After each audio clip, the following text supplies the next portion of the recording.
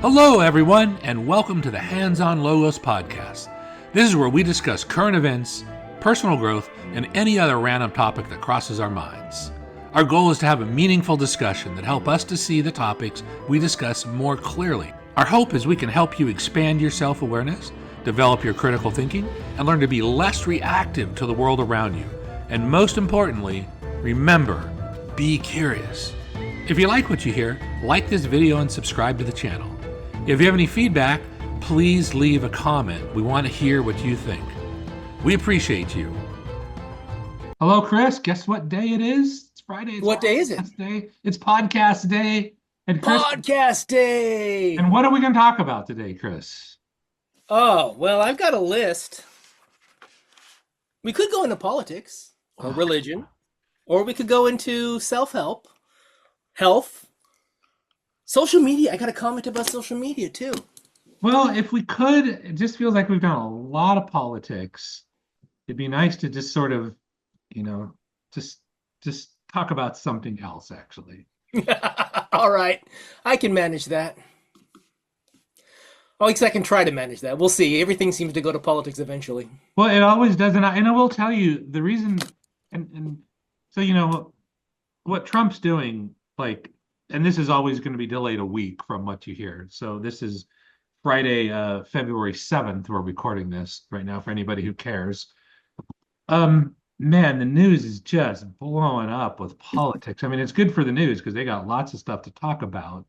And I know, Chris, maybe we could talk about addictions too, because I'm addicted to watching. I just can't stop the doom scrolling thing. And it's weird because I know better, but I just get sucked into it. And I think it's just so important that we somehow realize that. Is this on YouTube or somewhere else? Yeah, YouTube. Yeah. Because what I find is the algorithm for all these social media, that's a drug pusher right there. That's my God, it is absolutely drugs on you. And you'll sit down and just go, I'm just going to do a couple minutes. I'll go in and I'll wash dishes and I'll put my phone up here and I'll scroll through. And pretty soon it's half an hour later. The dishes are done, luckily, but I've gone through 30, 40 shorts that haven't done anything for me. Yeah. And I think that when I watch YouTube, when I get into this mode, it's almost like my mind completely stops working. I get into this zombie mode and it's like I just can't. It's like just one more. It's kind of like eating, It's like, if you give me a bag of chips, man, I've got to measure them out or else the whole bag is gone. I just don't. It's like literally something takes over my brain and I can't think anymore. Maybe we need to set up and create a timer, like an app timer that shuts down that app after 5 minutes or something. So you don't find yourself in the bathroom doom scrolling and it's an hour later and you're still in the bathroom doom scrolling. Yeah, I'm kind of embarrassed because, we make these claims like, oh, we're, what's the right way to say it? I'm not really making this, but I'm kind of making it. Like, oh, we're so smart and we have we're intellectuals. And we're intellectuals. And we do the same dumb shit everybody else does, maybe worse, So anyways, for me, what my wife did is she's picked one word for this year to kind of focus on, and her word is bold. And bold. So she's going to be bold. I'm not sure what that means. I don't know how bold she's going to be, but we'll see. And I think my word is discipline. Because my thought is, man, if I could have discipline, if I could literally actually do what I say I'm going to do, oh boy, I'd be in a way better position. So maybe through this podcast, Chris, we can certainly help me. Maybe we can help some others. Maybe you can get helped a little bit too. Then maybe we can start to be just a little bit better versions of ourselves in 2025. I agree.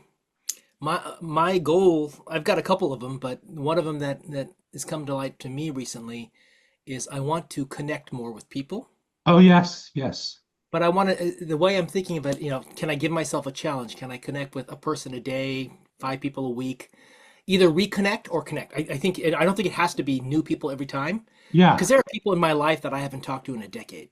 Yeah, me too, actually. Yeah. Yeah, So yeah. I think I'm going to make an effort and just, you know, Yeah. I feel like I feel guilty like reaching out to someone after a decade, say, I haven't made the effort to talk to you in a decade. We want to talk.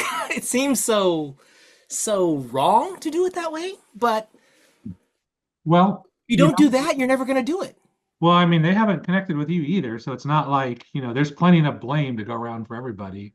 Yeah. Um, So I think I'm just gonna.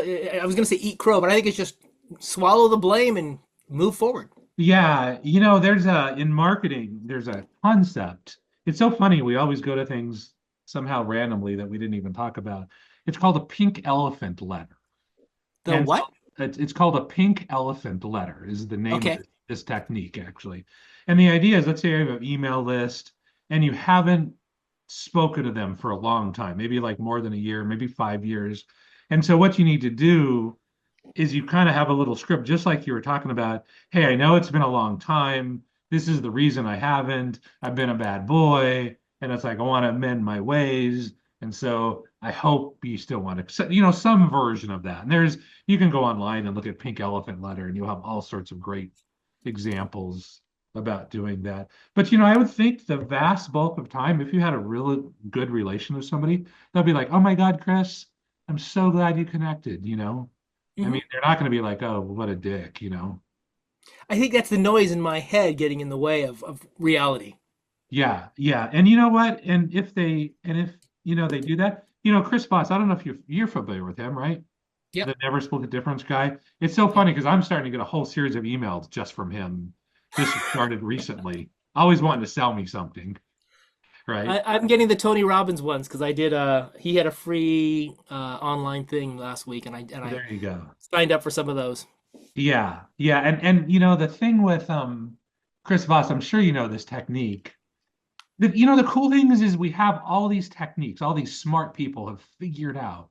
Well, you don't even need to be about smart, you just need to execute the technique. But one of his techniques to kind of break the ice is, oh, you probably think I'm probably kind of a jerk because I haven't, reached out to you in like 10 years or something like that. And it just sets the stage up.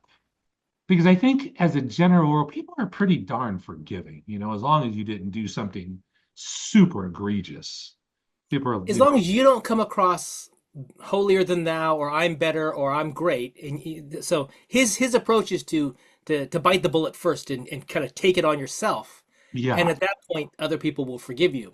But if you come in like all confident and like you're the best, then people are going to take the opposite view. yeah. I think one thing, especially Americans, really don't like. Hang on, let me rephrase this because I'm thinking of examples where they do like it, but it's like I don't know that anybody likes arrogance, necessarily. So it's like you got to be a little humble. Yeah. What we value and what we what we like are different. I think No, we no. value humility and being humble. I'm not sure that we like it. Oh, interesting. Yeah. So I mean, when you look at our politicians, you look at famous people. The people with an attitude have a pretty big fan base. Oh, I know. The more like I'm going to use this one word again. I promise I wouldn't do this, but like Trump, man, that guy is just bombastic, right? He is just he's like turn all the spotlights on me because I need my attention right now. And And even with all that, people like that, and they put up with that, and they accepted that, and they chose that. yeah. And honestly, this is where we see not only do we like that, but it came across as more authentic than what we were hearing from other places. Yeah, And yeah, yeah. More authenticity, we like a jerk who's an authentic jerk yeah. better than a nice guy who's not an authentic nice guy. I know we like yes, yes, yes, because the general theory of Trump, right? If I could, do what I said I don't really want to do actually, is some of my friends, they're liberal and they're like, I don't understand how you could vote for Trump. I just don't understand. And I'm like, listen, you got to understand something. I don't like Trump. I think he's an asshole, right? Most of the Mhm. time, actually. But what I am doing is I'm separating. my emotion, whether I like somebody or not, based upon policy. And I just think that his policy is better than the other policies. But now we're starting to see things which I'm like, oh God, we're going to be tired of Trump after 4 years. You're going to be tired after 4 months. I'm already getting tired, right? Because he'll go out and say things like, we're going to fix the war. So let's just go ahead and annex Gaza, right? We're just going to build luxury condos. I'm like, okay, dude, you stop. You Okay. like, Yeah. So we've got Alberta, Canada. We've got Greenland. We've got Gaza. I figure we got to pick somewhere in Asia next. Maybe Taiwan? I thought Manifest Destiny was over, but maybe not. No, but the thing is, and I think we mentioned this once before, and I'd heard it mentioned on various media as well, was that when you look at the website during the election of Trump versus Harris, Trump's website was really much an action plan. These are the things we're going to do. Yeah. Yeah. You didn't have to like the things he was going to do, but he said these are the things we're going to do. Hmm. Whereas the Democrat side was much more about these are the people we represent. This is how we identify. Yeah. We are your people, and maybe there's a time when that carries more weight, but not now. Not No, at a not time now. when it feels like the world's falling apart. Whether it is or isn't is subjective, but the idea that it costs a lot more today than it did before the pandemic for so much stuff. Oh my God. At We least all, double, I would think. and so whether or not your salary went up or not, Yeah. you're probably not living the same lifestyle you did before the Yeah. pandemic. Yeah. Right. Exactly. And that's in your mind, regardless of if it happened under Trump or Biden, it doesn't matter. At this moment, this is what happened, and you've got to make your message fit the moment. Yeah. Yeah. Right. Exactly. I think that, change we can believe in, that sort of strategy worked for Obama, but it doesn't work now. Well, generally speaking, and this is something I told you about that book called The Bright Side. Oh yeah. And I have a quote from it. That's the quote I gave you earlier this week. But one of the things he did was there's been a study on presidential elections and whether or not the more optimistic message won. And in almost all cases, the more optimistic message wins. Yeah. Yeah. Yeah. People like optimism. Optimism to a point. You don't want everything's sunny and everything's perfect, Yeah. and ignoring things, but the overall optimistic viewpoint.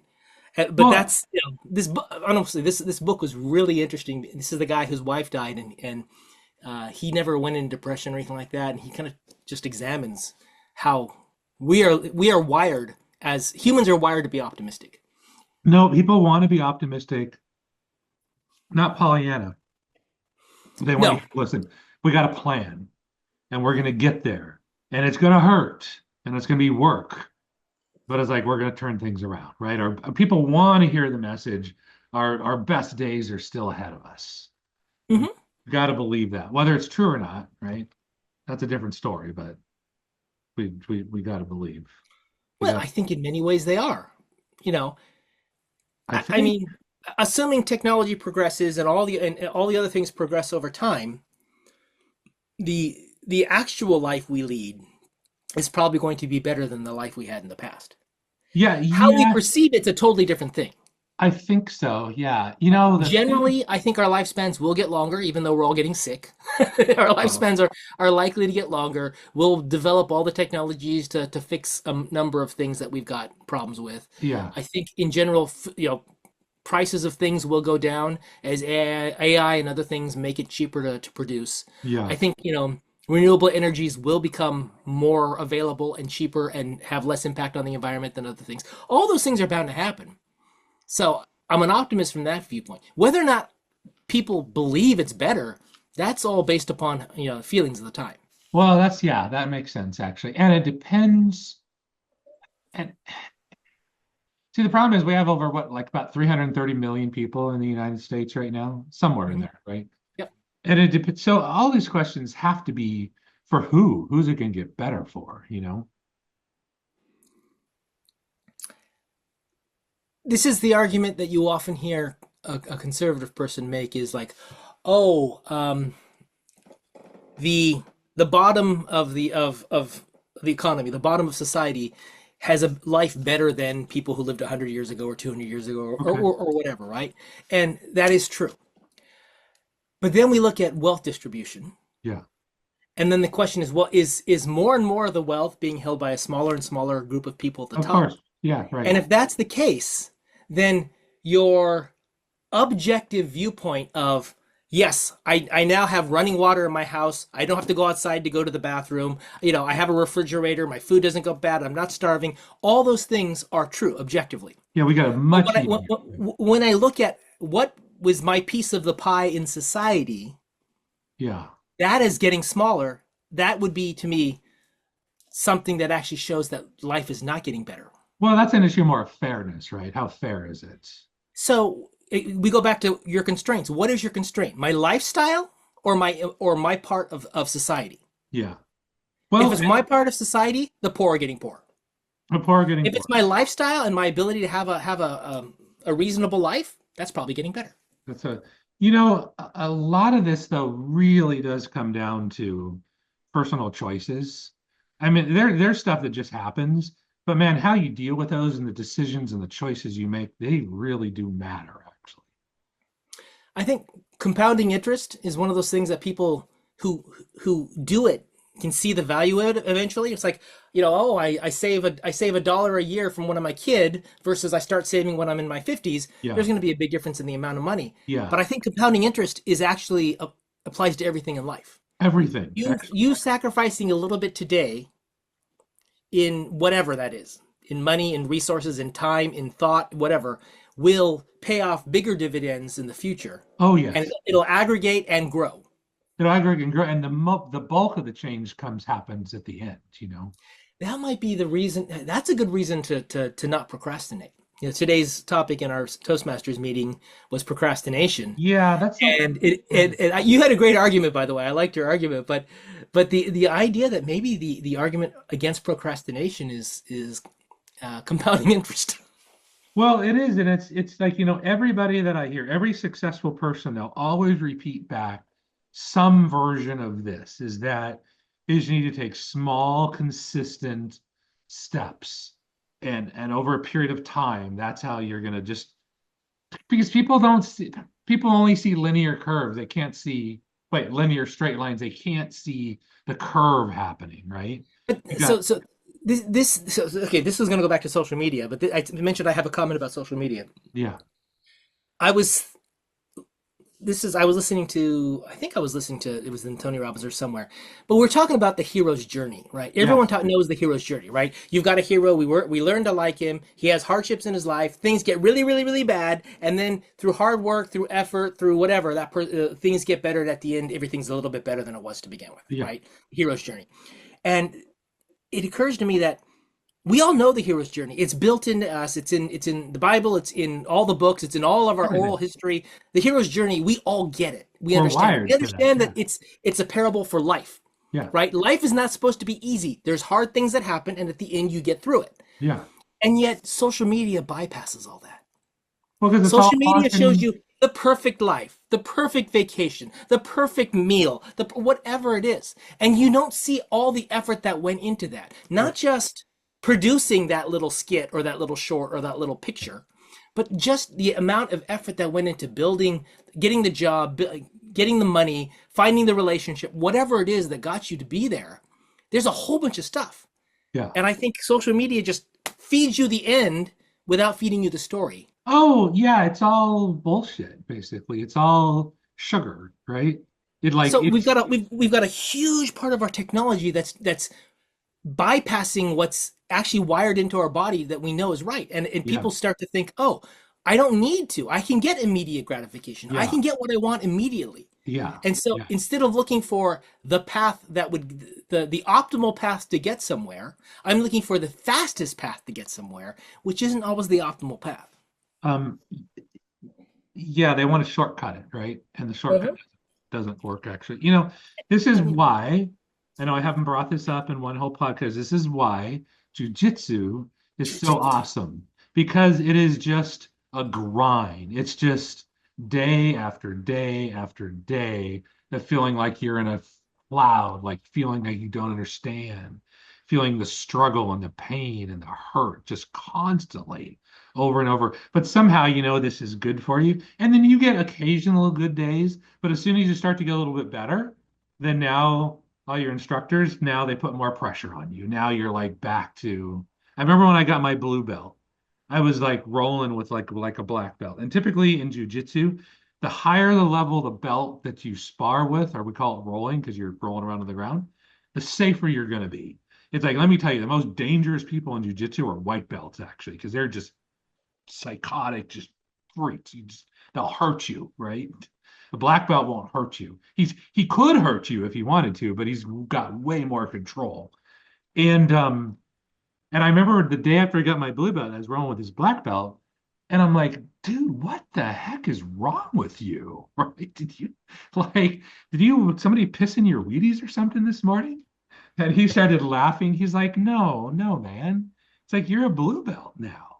It's like you graduated to the next level. So now we're applying a little bit more pressure. Before we were really, really, really nice to you. Now we're just really, really nice.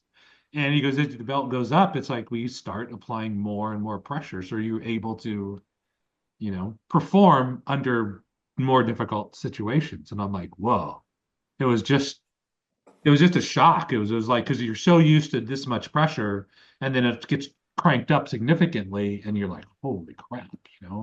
And I think we have to be willing to put ourselves through that voluntarily, which I hate that idea.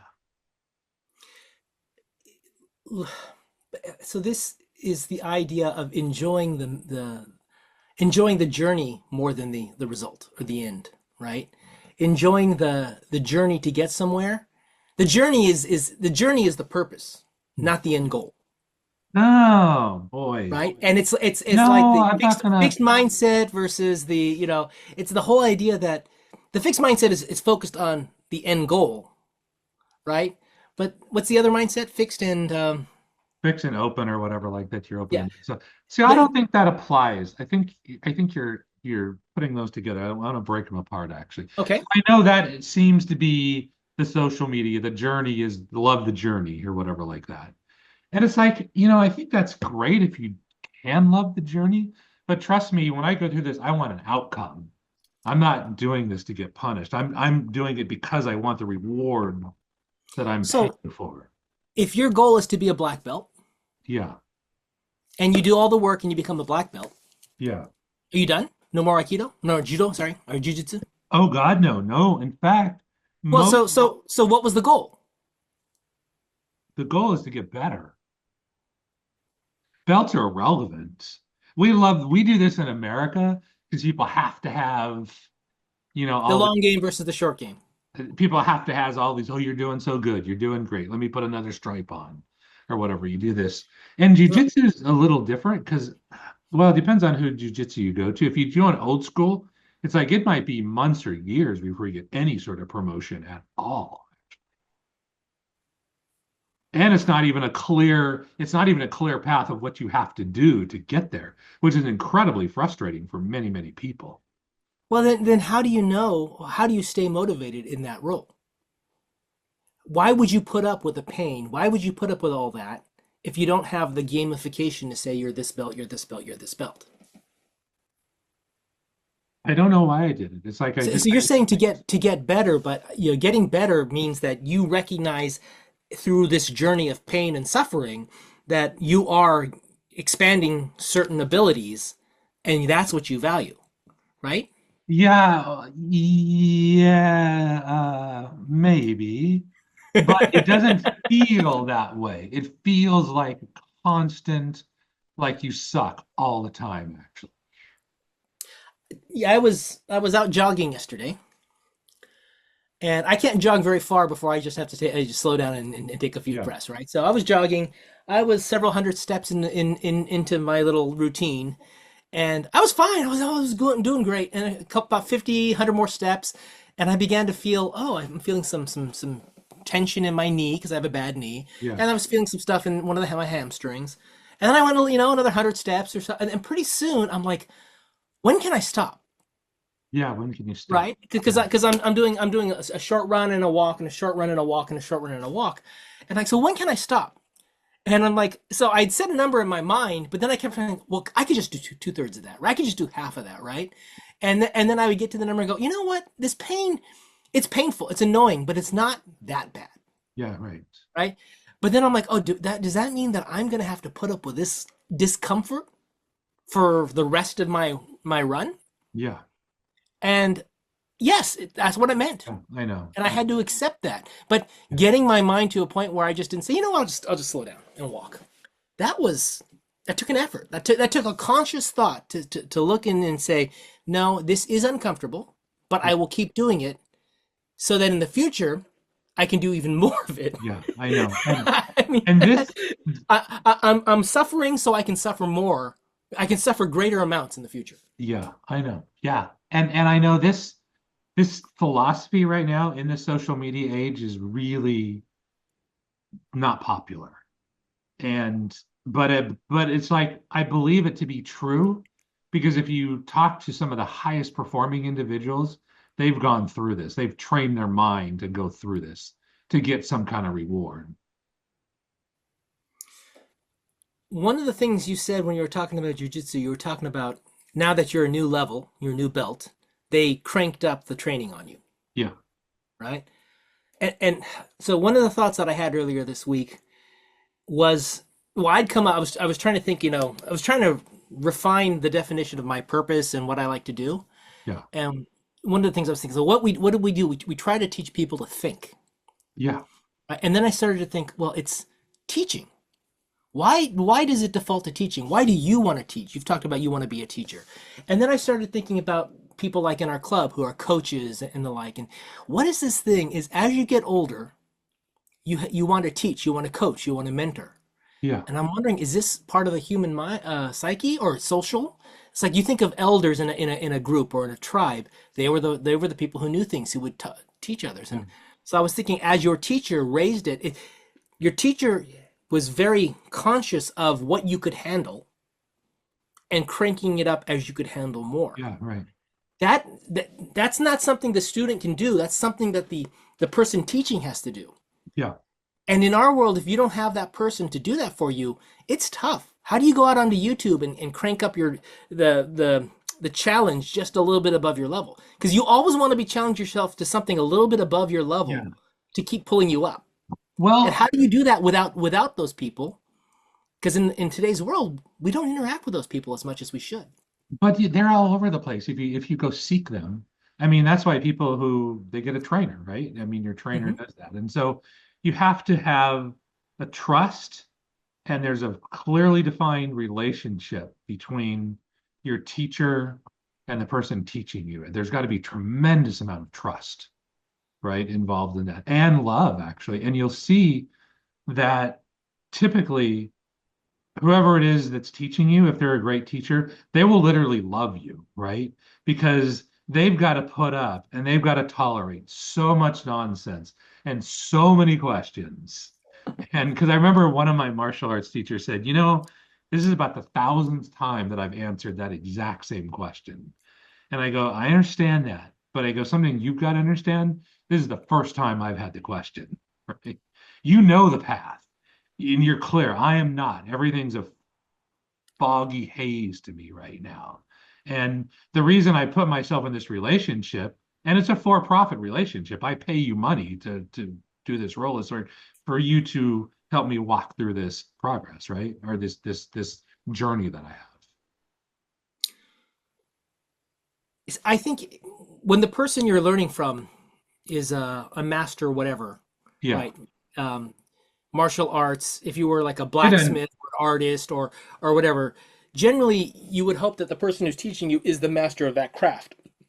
But so much of well, what we have today is we don't have the we don't necessarily have people in those roles in the different skills that we've got, right? If you're talking about data science or you're dealing with databases, programming, coding, I would say the non-trades. that's not always going to be possible. And so what I see today is so many coaches out there, Oh and it's God. about personal accountability, and it's about holding yourself accountable, but they're not going to be able to provide you the expertise that someone like a master would bring.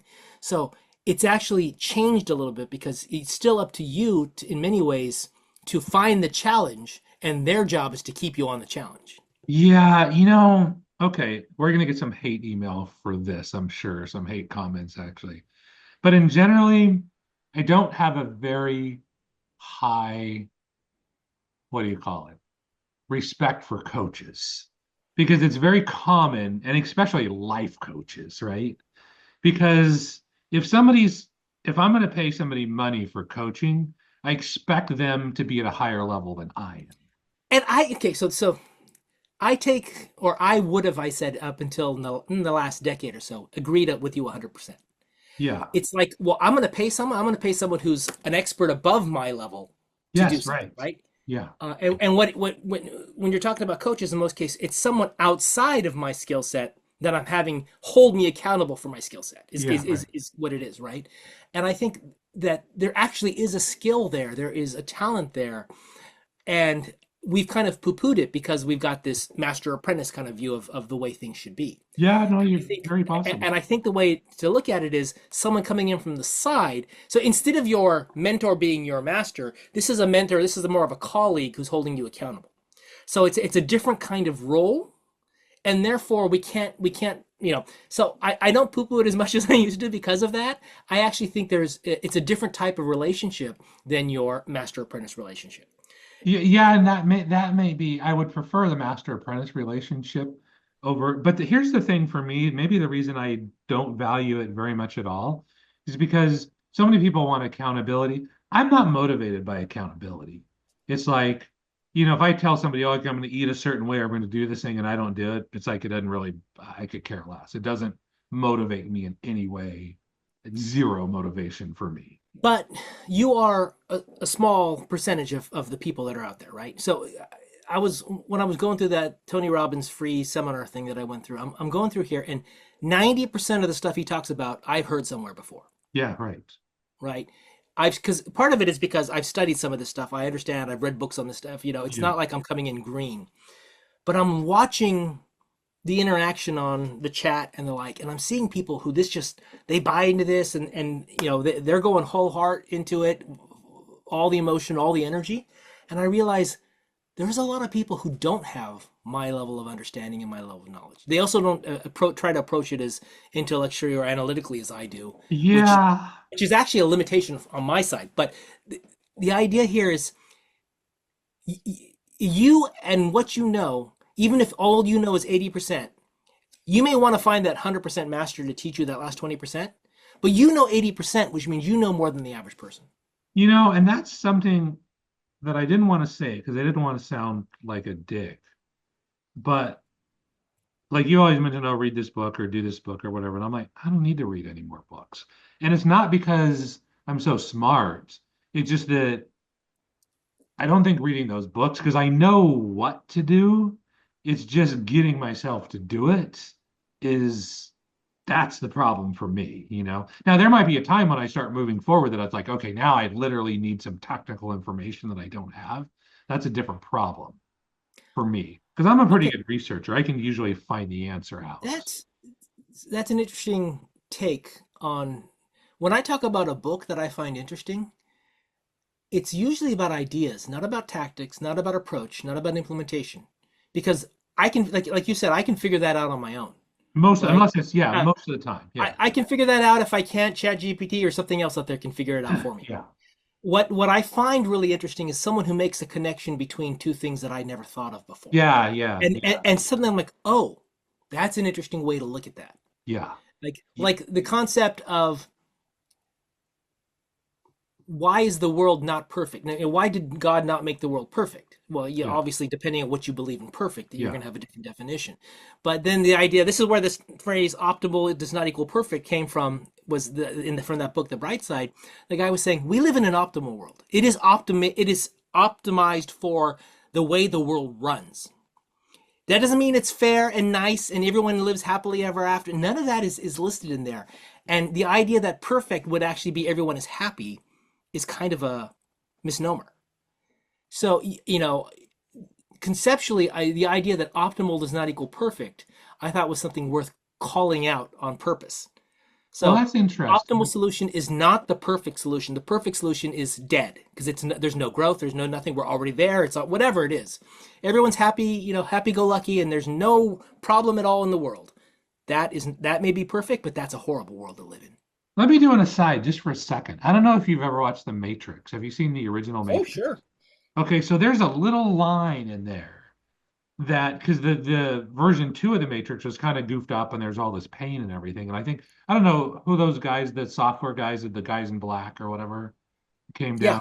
down. So he made one statement in there. He goes, "Oh no, no, this was the second version of the Matrix. The first version, everything was perfect. Nobody and then he's Yep. like, but nobody wanted that. So that's No why. one believed it. No one believed it. Oh, Is what he that said. was the line. Nobody believed it. Yeah.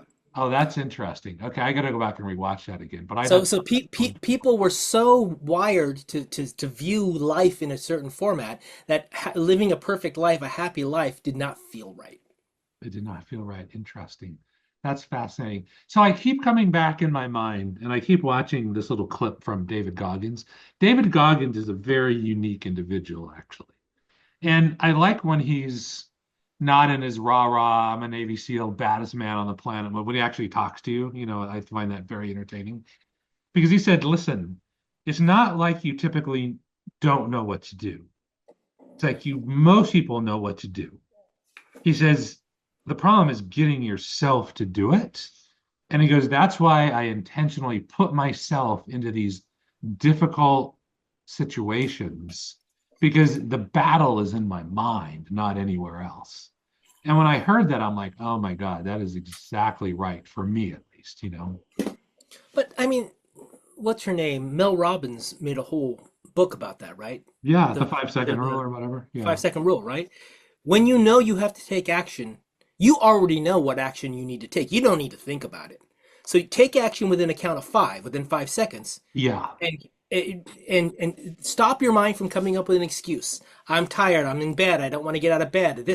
You know, Yeah. just stop the excuse, take the action, and then you're moving. And once you're moving, Yeah. it's a lot easier to get something done. Yeah. And I know this procrastination thing that came up, I think everybody got it wrong in Toastmasters, except for me, of course. Because I think that people want to, here's what I think, right? This is just completely a first pass, so you can butcher it if you wouldn't mind. So I think people they want to have time to rest. They want to just relax at certain things. But there's a certain guilt that comes with that because we're supposed to be moving, moving, moving, moving, right? Everything's on the clock. Like time is money. Tick tock, tick tock. Let's get moving on things. And so I think people don't want to do that. They intentionally procrastinate to put that off because they need this relaxation period. Or instead of just saying, look, I'm going to work really hard and I'm going to block out big times of relaxation and big times of fun, and I'm going to block that time. I think if people did that, they'd be a lot happier.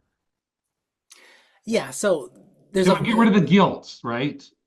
I see a problem in or an assumption you've got that people will plan Okay. even those blocks of time, Yeah. right? So if I say I need to write this product description for something we're going to sell, Yeah. Right. right? It's going to take me half an hour to do it. Yeah. So I'm going to set aside half an hour tomorrow afternoon to do this. And Yeah. I'm going to put it on my calendar and I'm not even going to think about it till then. That's Yeah. not procrastination. No, that's That is fine. actually That's good. setting aside time to do it. And actually that's taking action in many ways. That's It's not beautiful. completing the work. Yeah. Whereas someone who just says, I'll do it later, that's Yeah. procrastination. Right? When I'm outside watering the plants and I see one of the plants needs to be trimmed, right? And I'm like, I could easily walk over, grab the clippers and clip that off right that moment. Yeah. But you know what? I don't want to do it right now. I'll put it all together on Saturday morning. I'll sit down for 3 hours straight and do it, and I Yeah. don't get to. That's procrastination, right? I When think, I'm working on when I'm thinking of college, when you have those papers to write in college, yeah. and I'll have a 20-page paper due, and I would wait till the night before to write it. Yeah, like most people. Yeah. Yeah. But, you know, I w- it took I did an all-nighter writing that paper, and I probably I put in however many hours to get it done. And yes, I could have done a better job if I had started it earlier. But Yeah. at the end of the day, how much better could I have done and how many more hours would it have taken? So this is more like your argument earlier today, is that procrastination is a way to get stuff to be more efficient Yeah. at the work we do. I mean, I because could write a 20-page paper overnight, or I could do it in a week. What's more efficient? And is the quality that much different? Not hugely different. well, yeah, I don't know. It depends, Well, actually. no, that's where you get that's where procrastination teaches you the wrong thing. When you procrastinate and you still get an A or a high grade, it kind of teaches you that you don't need to work hard. Well, yeah. Um, it's interesting. Where's my thoughts going on this? So I think in terms of procrastination, we got to talk about what emotions are you feeling? And it's probably a sense of anxiety because you're like, oh my gosh, I'm feeling pressure to do this thing. Or guilt. I think though the guilt comes after you procrastinate, right? No, Guilt comes after, not before. I think anxiety happens, and then if you don't do it, then the guilt comes. I think the anxiety comes. Why are you anxious? Why am I what? Why would you be anxious? Because I know I don't want to do the work because I know it's going to be difficult and a little bit painful to do it. And so then I want to procrastinate to push that pain off as much as possible. But then two other pains come up. One is a feeling of guilt That's and and external pressure starts building up, right? so I think you feel guilty for wanting to take the time for yourself, right? It's like I don't want to work on this now, and I can look on it like I need to get this done, and therefore I feel guilty for not getting it done. I feel guilty for feeling, sitting down and binge watching TV for 4 hours. Oh crap, I just wasted 4 hours. I feel guilty for wait. I should be at my desk studying a new language, learning how to code and carving, whatever. Every single hour, every single minute of every single day, I should be producing something. Oh, yeah. No, that's a really bad idea, actually. But I think a lot of people feel that way, and they internalize that guilt of not using the time. So I need time to myself, and I feel guilty for it. Oh, yeah. See, that's not the right way because the having fun, the relaxation actually helps you produce better. And in fact, I'm going to go so far as to say most people do the work and you get the reward, right? Okay, as soon as I finish this, I'm going to get to do this, or I'm going to get to watch an hour of TV, or what I'm going to do. I'm saying with a little bit of confidence that I think the fun may come first, or maybe should come first, actually. Because ultimately, where you want to be is in something called flow state.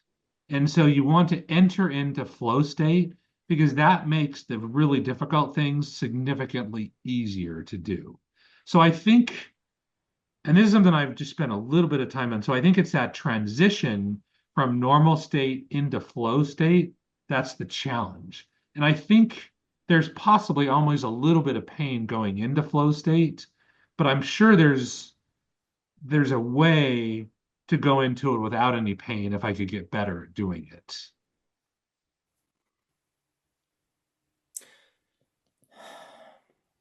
I want you to take a moment and define your idea of what flow state is, in particular, what type of work it is.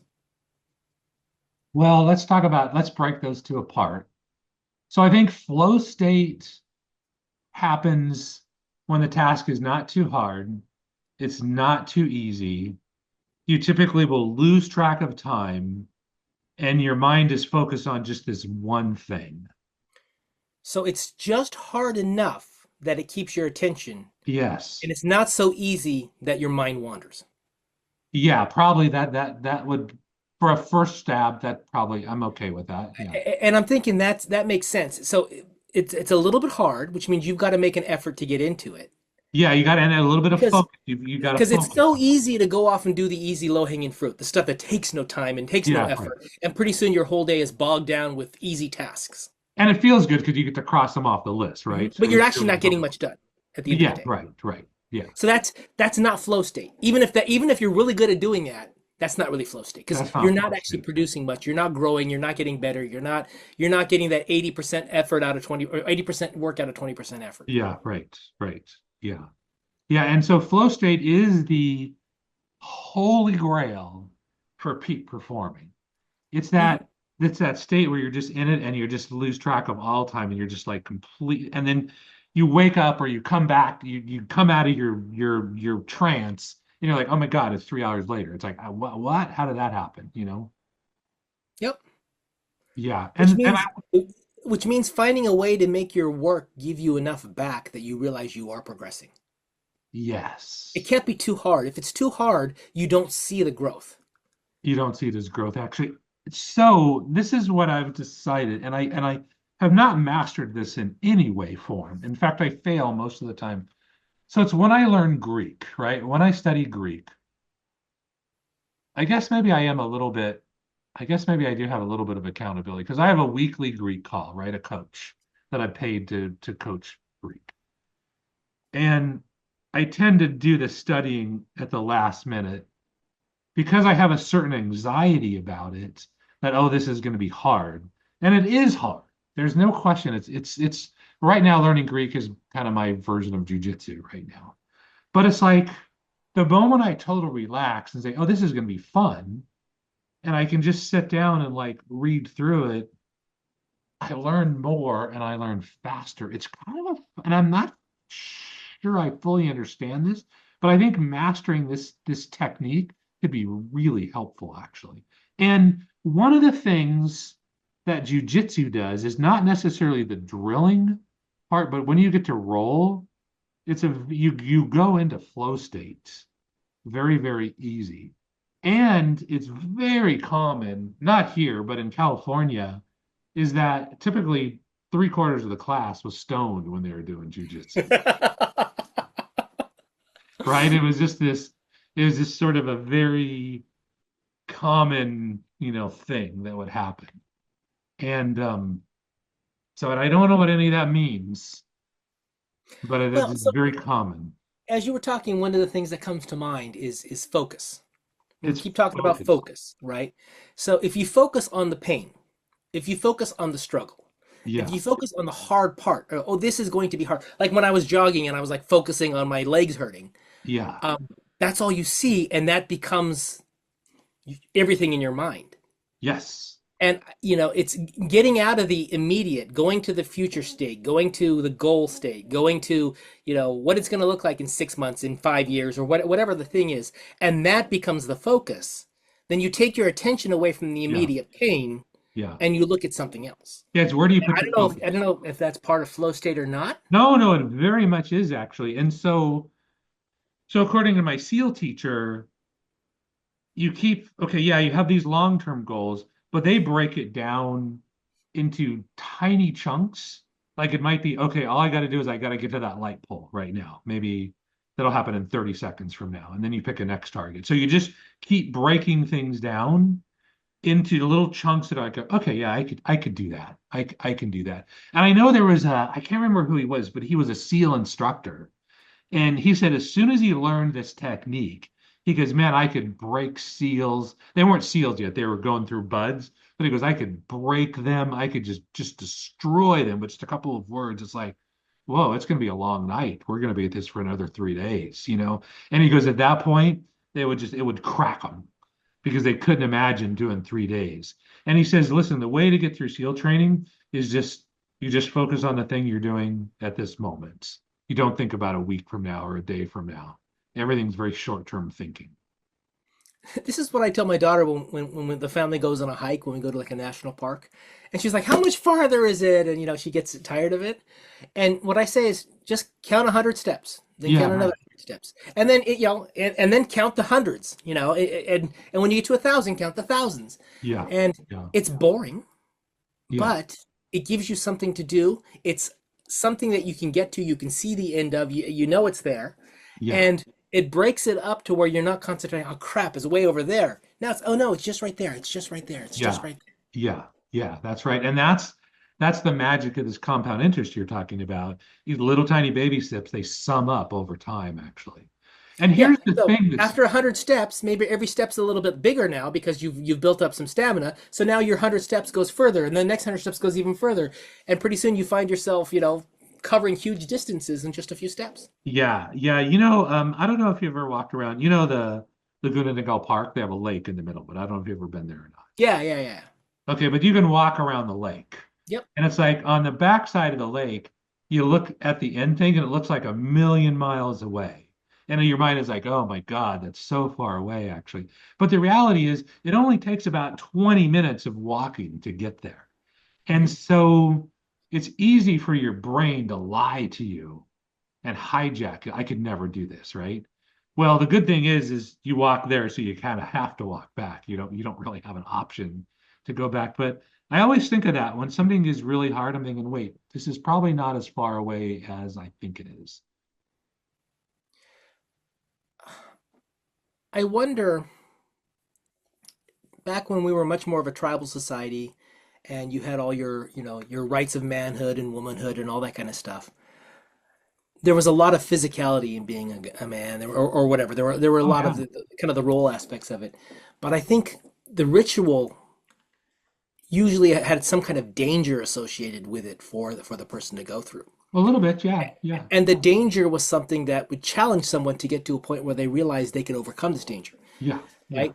I think society is so safe. We don't come across these dangers to us anymore. And if there is a danger in society, it's either something that has no personalization to it, like a car accident, yeah, or it's something that is very dangerous, like a criminal coming after you with a gun.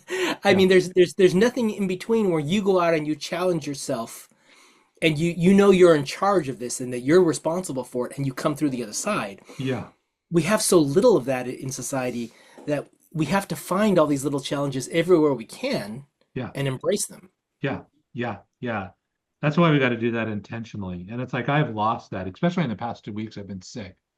And I'm just letting myself do whatever I want to do and When put, you're sick, you just got no reserves to fight that. I mean, that's if you tell yourself that, that is true. Yeah, I guess you could, if you say I'm the kind of person who never gives in, and maybe you can convince yourself of that. Yeah. Yeah. I need to convince myself of that because I always think, oh, it's okay. I'm sick. So it's okay if I eat that little piece of cake or Okay, so you know what this goes into? This goes into this. This is a phrase I came up with today in our Toastmasters meeting. We're talking about procrastination. I suffer from rational procrastination. That's my terminology. oh, interesting. Yeah. Rational procrastination is I procrastinate and it's okay because I have a rational reason to procrastinate. I didn't want to do that. Yeah. I was doing something else. This other thing was more important at the time. There's nothing special about it except I'm intellectualizing and coming up with a rationalization why I'm procrastinating, and I put Yeah. up with it. Yeah. I would call that bullshit, basically. You could call it the fancy word, but yeah. Yeah, no, no, I like rational procrastination. Exactly. And it's like I love, this is why I love doing this training, like gun training and stuff, because the guys that do that operate at the highest level. Like there's several like Delta Force guys, right? And so you got SEALs, and then there's Tier 1 SEALs, and then there's Delta Force guys. They are literally freaks of nature. They can do stuff you can't even imagine. And it's nice getting trained by them because they're very nice to you, but they just don't buy into your bullshit. It's like awesome. And at first you're like, oh my God, it's like this and that, and you think it's because you're so used to being catered to. And it's like it's nice when somebody's not catering to you. And it's There not is that a they don't love level. you, not that they're not very super helpful because they are. They just don't let they don't let your bullshit get in the way of you achieving something. Yes, but I think it's not just us expecting to be catered to, it's the people who expect to have to cater to people too. It's from both sides. And I'm thinking of like teams that I've managed over the years. My goal was always to have someone become so good at their job that I didn't have to be involved. Yeah. And on one end of the spectrum, you micromanage their work because you need their output to be exactly perfect. On the other end of the spectrum, you don't even pay attention to what they're doing and it comes out like crap. You want them to build the skills to where they do it in a way that's good enough for what you need, and you provide guidance to them, but you don't actually micromanage them. Yeah, because if you And micromanage there, you can't get any well, leverage. some people want to be micromanaged. They like, give me every single process and procedure, give me the step by step, and I will do it exactly as you tell me. And And other there are, people are like, give me freedom so I can express myself and get things. People are different, and I think your managers, the people who are in charge of you, they are also different too. And yeah, the ones who are more self-aware, who've thought about your growth and your development, will want to challenge you more and give you the freedom to make mistakes. That's the other thing is if you're in a culture that doesn't accept mistakes, it's tough to give people freedom to make mistakes. no, you got to, yeah, you got to do that. And I find myself like with a little bit of a mental thing I've got to get because I tend to be micromanager and I want it exactly how I want it. And I tend to block things, right? And so a little bit of that's happening with you right now because you're off doing shirts or whatever, right? You want to do shirts. I'm like, okay, right, seriously. Okay, whatever, do shirts actually. But the problem is though, is that that might be a good idea. That's not my priority right now. But I know you're incredibly competent. I don't need to micromanage you, right? Um, so I think I've got to grow through all this actually. Because all of a sudden, if I like start blocking you, then our full potential will never be reached. So I'm constantly having to like check, you know, myself actually. It's what's that book? Uh The Big Leap or something like that. It's I one of don't know. those self-help books. The idea of, or one of them's like, what got you here won't get you there, right? Yeah. You're talking You about crossing usually the get really good at something, and you get so good at it that you rise to a level where you're in charge of that, yeah, and then you're managing people who do what you used to do, yeah. and they probably don't do it as well as you because you're the one who got to be the boss. Yeah, And, they may and never do it as well. Or let me put it this way. They're never going to do it like the way you want them to do it. they never do it the way you do it. Yeah, right. It could be as good. It could be better. It could be better. It could be worse. It could be But worse. Yeah. but does it need to be the same as what you did to be good enough? No, no, that's why we have to that's why what I really want to do is if you can create that Google Docs or I'll create it or something like that. I'm just resistant because I don't really like Google, but I think it's important for us now because it feels like with our podcast, this is our 10th episode of our podcast we're doing right now. And we're starting to get a little bit of a direction. We're starting to get a few comments in, we're starting to get a few views, and which is super cool. That's like Yeah. kind of cool. And I'm thinking, because you and I, we have a certain chemistry together, and there's something that makes sense about us. And I think that's really good. And I want to see where this could go. And so what am I trying to say actually? Oh, but one thing I think we should start doing is both of us should start providing leadership in saying where do we want to go and what's like most important. That's why that Google Doc is important. So I can write down what I think is important and you can write down what you think is important and we'll pull our top two or three and focus Yeah. on those top two or three things. I've brought up our podcast with, oh gosh, probably three or four people a week that I talk to. Yeah. I've shared the information with them. I've also talked to them, say, hey, do you want to get interviewed? I was talking to Clement just the other day, and I said, Clement, we've got a podcast. Do you want to be interviewed? I think that'd be perfect. I think I think it'd Clayton's be perfect. awesome. He is, I mean, he, the guy quit a lucrative job as an insurance agent to become a success coach, and he's done Yeah. very well at it. Yeah. And I think hearing him talk about that and personal growth would be really interesting. And I don't know if you know this or not, but Clement married us. Yeah, you mentioned that. Yeah. Yeah, yeah, that's kind of cool. I was eating lunch at our local little diner and I was talking to one of the waitresses there. She's freaking smart as hell, man. I don't know why she's doing that job. Because she could probably be making a lot more money. But I'd like to have her on the podcast because she is freaking smart, smart beyond smart, you know. Um, Well, that's the thing is, people are interesting, Oh yeah. right? You just got to give them a chance to be interesting.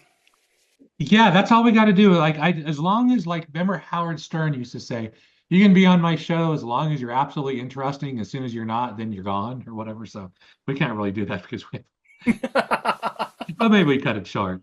But I mean, No, yeah, but so many interesting people with so many different viewpoints that are like, oh my gosh, I could learn from you. I never thought about it from that angle before. That's really interesting, you know? so I've been taking a lot of thought about the difference between wisdom and intelligence.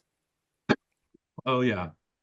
And the thought that came to me most recently is wisdom is where you kind of extrapolate understanding or action based upon experience. Yeah, it's a higher level of intelligence. Yeah. Whereas intelligence is where you extrapolate actions or understanding from logic, from what you know and putting things together, Yeah. right? And I think there's a difference there. Someone could be wise and not intelligent. Someone can be intelligent and not wise, Yeah. right? Generally, we conflate them because someone who's wise seems to know what to do and the like, but it's not because they necessarily have intelligence. And I find that, over the course of my life, I tended to value intelligence, the ability to figure stuff out from, from pieces of information and analyzing it. And wisdom is critically important, It's a much and higher not level. everyone is going to have the same intelligence, and I'm using quotes here, intelligence level, and yet they could still be incredibly wise and have thoughts and ideas that they've put together that doesn't even occur to me. Yeah, that's something. So I pulled it up right now. So Proverbs, I don't know if you've read Proverbs or not, but apparently it was written by Solomon, son of David, king of Israel. And at the time, he was considered to be, if not the smartest, one of the smartest people in the world or whatever. And it's fascinating when you read through this. I'm going to read just a couple. It's interesting. For gaining wisdom and instruction, for understanding words of insight, for receiving instruction in prudent behavior, doing what is right and just and fair. I mean, this is like awesome stuff. And it's so interesting because in Greek, um, they tend to have, they put sexes on words, right? Some make sense, some don't actually. So there's a masculine, a feminine, and a neutered form of every word. And some, I don't know how they just got, you're like, I don't know how they got to that one or whatever. But it talks in terms of wisdom as a feminine thing. It's like, which to me represents it's this soft, um, not powerful, not an overt power, but tremendously powerful though. And I think sometimes we forget about that, especially in the United States, right? In America, we're thinking, oh, my stick is bigger than your stick.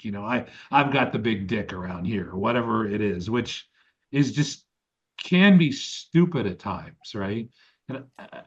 And so I'm just I'm just I want to get I've more always, wise, man. That's I've what. always had a problem with two things that in Western culture, in American culture, we think about women. We think they're very emotional, Yeah. right? And we also think that they make their decisions on mates by things like job, wealth, those types of things. Those don't fit together. Yeah. The idea is if you're making a choice on mate, and it makes sense to me that you would consider things not just by how someone looks, but how much money they make, the kind of job they have, the kind of respect they have from other people, their status in society. All of those things are based to me off wisdom, the understanding of that these are things you need to ensure a safe, proper, good life, right? And that's what you would look for in a mate. And that differs from the emotions which we tend to tie into female chemistry and all the biochemistry and other things. Those two things to me represent opposites of the same of female character. Oh, And I interesting. always thought it was interesting so that kind of to me ties into your kind of philosophy on wisdom as well. Is like women are very wise. They have to be because they are the weaker sex physically. Yeah, yeah, they can't go head to head with a man. But they can, but they're different techniques. With societal rules in place, they can. If we're just to who's physically stronger and more capable that way, no, they can't. Yeah, yeah. but there's way more than just physical strength. I mean, there's way more actually. In But fact, but but I think that's the one thing I always found interesting is I always thought that women were much more practical and sensible, which I associate with wisdom, but when it came to a lot of the decisions in life. they can be, right? They just have to, they're focused on different things. Do you think they're that so when you say they can be, that means you're implying that they can't be as well, or Yeah, they're right. the Well, chance they can it be. depends on the woman, right? I And mean, let it's me ask you that. Is that something that you think is historically true or something that's more recently true? oh, I Because don't I think a lot of this happened with women and men trying to be the same in society. Because women have the pill, women got abortion, women got a lot of the things that freed them from the consequences of being a woman in society. And when that happened, I wonder if the sensibility that came with having those constraints on your life. I wonder if those once those constraints were taken away, the need to make those sensible decisions was taken away too. well, maybe I don't know. I mean, women have been around for a long time, Hmm. as long as men have been around for. And I think in my mind, the way I see it is the power is about the same, but the power is different. And um, ideally, like when you put them together, you now have one complete person. Okay, I'll agree with all of that. But what I'm saying is, since the 60s and 70s, when we're trying to make everyone the same in society, regardless of sex, regardless of orientation, regardless of religion, regardless of race, we're trying to make everyone identical in many ways in Well, that's a society bad because idea. identical means equal, right? Identical and equal, we're equating to the same thing, as opposed to equal but not identical. Then I think what ends up happening is we're losing that yin yang balance, and we're all getting one side or the other. Yeah, yeah. When you say equal, what do you mean by that? You mean the same level of power? So there's this idea that we need to equalize everything. How so? Like, what do you mean when you say equalize? So I think the way we see this is by equality of outcome versus equality of opportunity. The idea that whatever society is needs to be represented everywhere, I and mean, equal like me being poor and you being rich, we need to be equal. And so suddenly, instead of like having equal rights under the law, we need to be equal in the things we have. I need to have the same things in my life as you have. You're rich and I'm poor. That means I need to get more stuff. well, I may have worked harder to get that, right? So what? So what? Doesn't Well, I matter. mean, I We mean, should be we, equal. We should be equal in the outcome of what we have. That's where the current equality is. I think the definition of equal or the ideal of equal probably moves over time. I think today it's much more about the outcome and less about the effort and the opportunity. well, but we don't have the same outcome. I mean, if anything, the outcome people are getting, there's a bigger difference between the richest people and the poorest. Yes, and that's what's causing a lot of the consternation and people getting angry is the fact that we don't have an equal outcome, right? But we're never What, going to what, have an equal I outcome. don't know if the views on the pro socialism, pro communist viewpoint that we hear once in a while on YouTube, I don't know if that's more or not than normal. My impression is there's a lot more of it in society today than there was 30 years ago, 40 years ago. Oh gosh, I don't know. I don't have any data on that. That's kind of So interesting, though. now it could just be YouTube feeding me crap. And that's always possible too, because the because Oh the yeah, yeah, you yeah, know yeah. You the gotta algorithm understand. could be feeding me that. But I'm seeing a lot of this craziness. And I was associated with generally a younger crowd who doesn't have enough experience to understand just what years of life experience will teach you over time. But this idea that because even I had this to a certain extent, everyone should be treated the same. Everything should be fair. Everyone should have the same stuff in general is a viewpoint. Implementation is a totally different aspect of that. But when you Yeah, look at it that that's way, and then you start saying yes, and so I think that is the basis, the starting point where we can all agree that yes, everyone should have equal opportunity, equal rights, all that stuff. But how you decide that is represented as the end product. What does that mean? That means we should all have the same amount of money. That means we should all live in the same kind of houses. That means we should all have, then you start dictating the outcome, and that's when things get crazy. I think that's well, that's what happened with the really strong woke side of things is like they had a vision of this is the way it's supposed to look, and anything that varies from that is a problem. yeah. Yeah, that's a really bad idea, actually. Yeah. Well, When you look at this is the only outcome I will accept. yeah. That's a problem. Well, it's a problem if you're fighting reality because reality always wins. That's like telling the big wave at the ocean coming in, I don't like you and I think it's unfair. I'm like, okay, go attack it if you want. Tell me how it But, comes out, but I don't know that reality has anything to do with it. Oh, of course it does. Reality always wins. Always. Your idea Always. of an ideal outcome is could be aligned with reality. It could be independent of reality. No, no, what I'm saying is reality always wins in every case. I don't believe that's true either. Oh, oh boy, it sounds like No, this. so I think when you're talking about laws of nature and science and things like that, okay, I'll give you that if that's what you're saying in reality. But I Yeah. think society, I would say there, the reality of society moves and adapts and change with all kinds of pressures from different sides. Hmm. So there is no straight reality. Even the Oh, whole conversation on sex and gender is based on whether you consider gender and biological sex the same thing or not. If you think they're the same thing, you argue one way. If you don't think they're the same thing, you argue a different way. well, let's And have a whole podcast on this. This is a really good topic, actually. well, what it comes down to is core definition, right? If you define reality as these set of facts, and someone else defines reality as these set of facts, and they aren't aligned, then you aren't arguing the same set of facts. In which No, case, no, that's right, actually. Yeah, I say reality always wins in the long term. In the what long. is reality? Oh, that's interesting. Let's talk about that. What is reality? These are some of the great discussions that these great philosophers have been having for thousands of years, Well, actually. are you comfortable talking about sex and gender, at least from this definition? Yeah, Because sure. I think this is whenever I hear an argument on the left or the right on this topic, one side argues that man and woman, the gender, is equated to male and female, the biological Yeah, sex, right. and the other side is arguing no, it's not. That man and woman is a role that is societally defined that someone can move into and out of in various degrees based upon how they act. You know, how they identify is a bit crazy to me, but I get the point, right? But Okay, so this how they is act, how they dress, how they look, how they whatever. okay, this is the way I think about it, right? I think about it broken up into two parts, right? Since I'm kind of a computer guy, I think you got the hardware, you got the physical machine that the software runs on, and the machine is the machine, right? Period. Sure. It's like I don't care what you say, how much you believe it. A dude cannot give birth to a baby. Not possible. Impossible, right? I don't think any biologist ever in the world would say, yeah, that's possible, actually.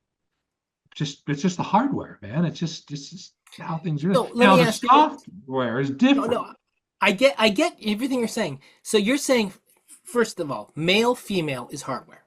It's hardware. It's physical. I mean, you Is man, woman hardware or software? well, you got to define what man, woman is. Are you talking Okay, so about? this is again where are we drawing the lines about the facts? If someone says the fact is they are the same, and someone else is saying they aren't the same, one person is arguing they're hardware, the other person is arguing it's software. Then how do you have that conversation? Well, depending on, as long as we kind of agree that there's hardware and software, actually, it's like, yeah, there can be radically different spectrums inside of the software part. So typically what the way I think about it in terms of you have typically more masculine or male traits, right? Hmm. And you typically, which typically, right, is and this and definitely society kind of enforces these roles, but there's a certain amount that's built in too. Typically, the man is the stronger, right? Not in every case, because some women are stronger than some men, but if you take all men versus all women, the dudes are always going to be stronger than women, right? It's just there's no way around that actually in physical strength. I get that for all characteristics. In my mind, the all characteristics have a spectrum that you judge them on, right? Okay. You can have a woman who's more masculine than a man who's happened to be weak, right? You can When you have say masculine, voices, you mean higher physically pitched strong. voices, lower pitched voices, more masculine, more feminine. You can have all kinds of characteristics that you would put on a spectrum of masculine, feminine. The question though comes down to the fact of, is a man and a woman something that you would consider a software definition or a hardware definition? And I think that's where the disconnect between left and Oh, right well, is the fact that one group says reality is it's all hardware, and the other group says no, it's software. oh, no, no, no, no, no, no. Neither are right, actually. Well, hang on. The hardware part is definitely right. There's men and there's women from a hardware standpoint, right? Now, is that male or female or man or woman? There's a distinction there that I want to clarify.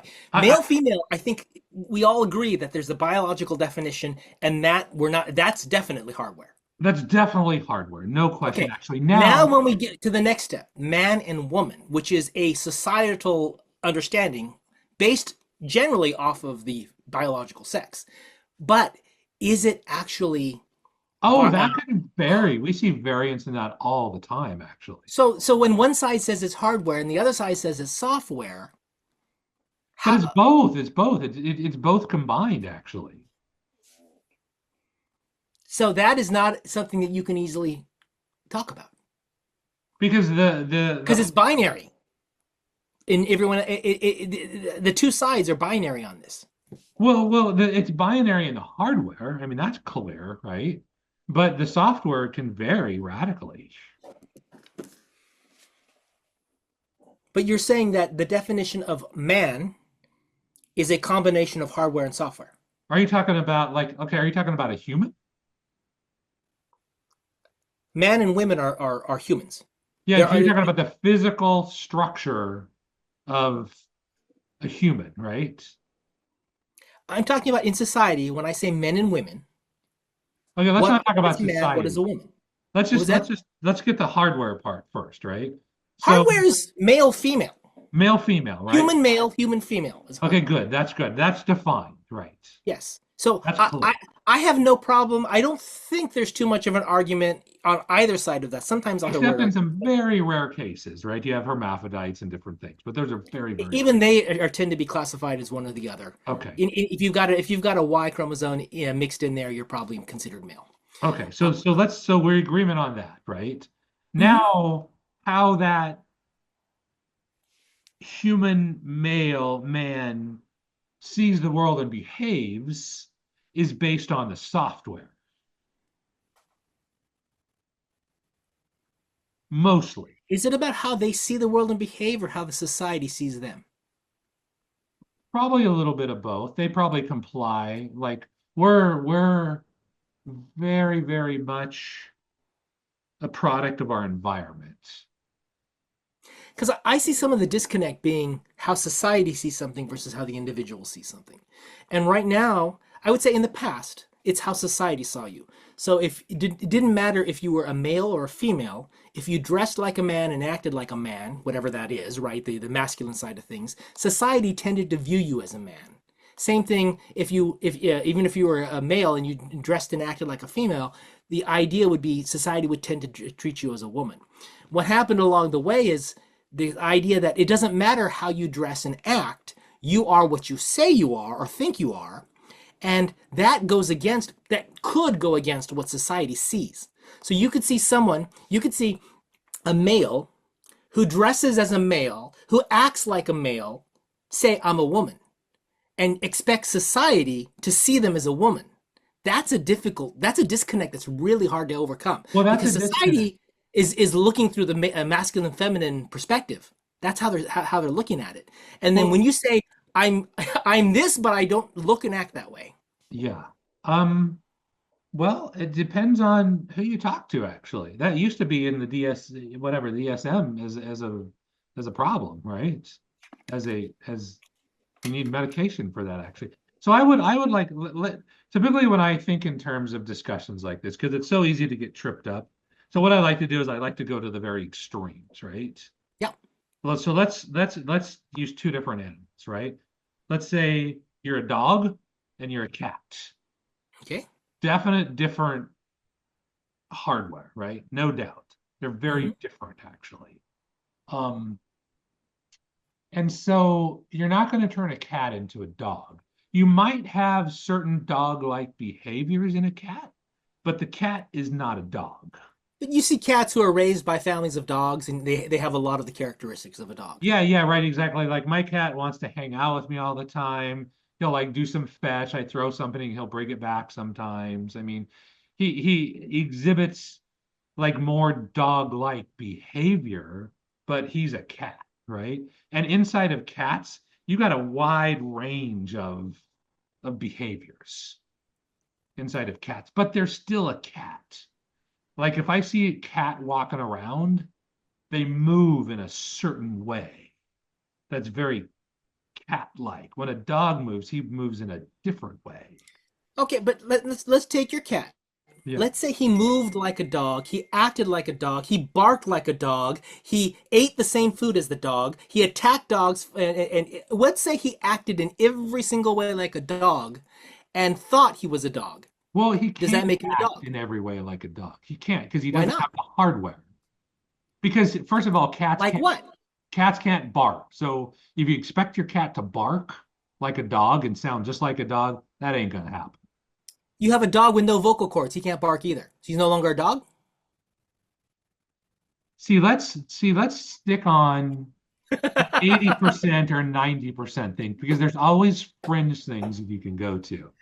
And Well, we've talked about yeah, and I think the, so so statistically, there's something called a bell curve, right? And so what we're talking about is not the extremes of it, because that can get very confusing, but the bulk, the most common viewpoint. Let's talk about that first. but we can't do that because that's what's being attacked is the viewpoint, Well, I mean, of right? course we can do that. Society for years has viewed men and women in a particular way, Yeah, and now we're challenging that by coming up with these other ideas.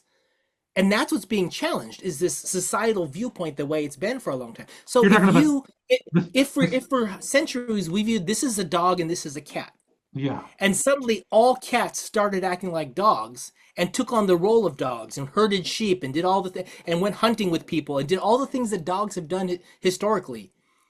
They've taken on the role of a dog. But cats can't do that. They physically can't. They cannot do that. But the hardware prevents it. Okay, let's say they're chihuahuas then. They take on the roles of chihuahuas. Now they're chihuahuas. They say they're chihuahuas because they're about the same size. So let's take out all the big dogs and put something as close as possible. So you've got a cat and a chihuahua, and they're pretty close in size, and the cats start acting like chihuahuas. Are they now chihuahuas? Well, first of all, they're not going to act like exactly like a Chihuahua. They're just not because But the let's say they hardware. do. Let's say they Well, take you on all can't. the characteristics of a chihuahua. I'm not going to talk about a hypothetical thing. I can only talk about things that are true and that I Why can couldn't remember. they? What's keeping them from doing that? The hardware, What hardware? the way their bones work, the structure works. I mean, cats are designed to eat meat, right? These are hunting, killing machines. Not that dogs aren't, but not in the same way that a dog is. It's just built in different. And I'm saying that if they go and if a cat goes and consciously decides it's a dog and does everything that it learns from its dog partners, Okay, what's I'll distinguish it give you from a this. dog? A cat can mimic the dog behavior, but it's not going to be exactly the same.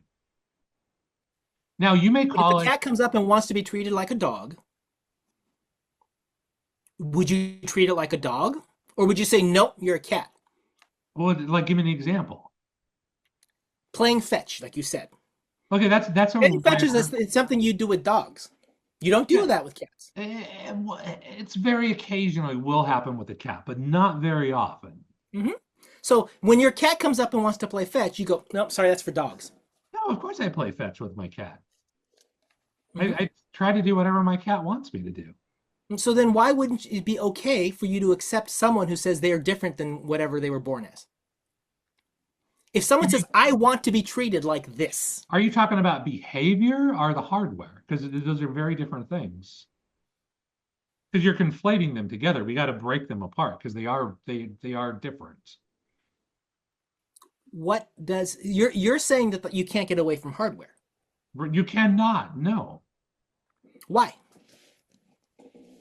because hardware runs the software. And what happens if the hardware doesn't come into play in any of the aspects we're talking about?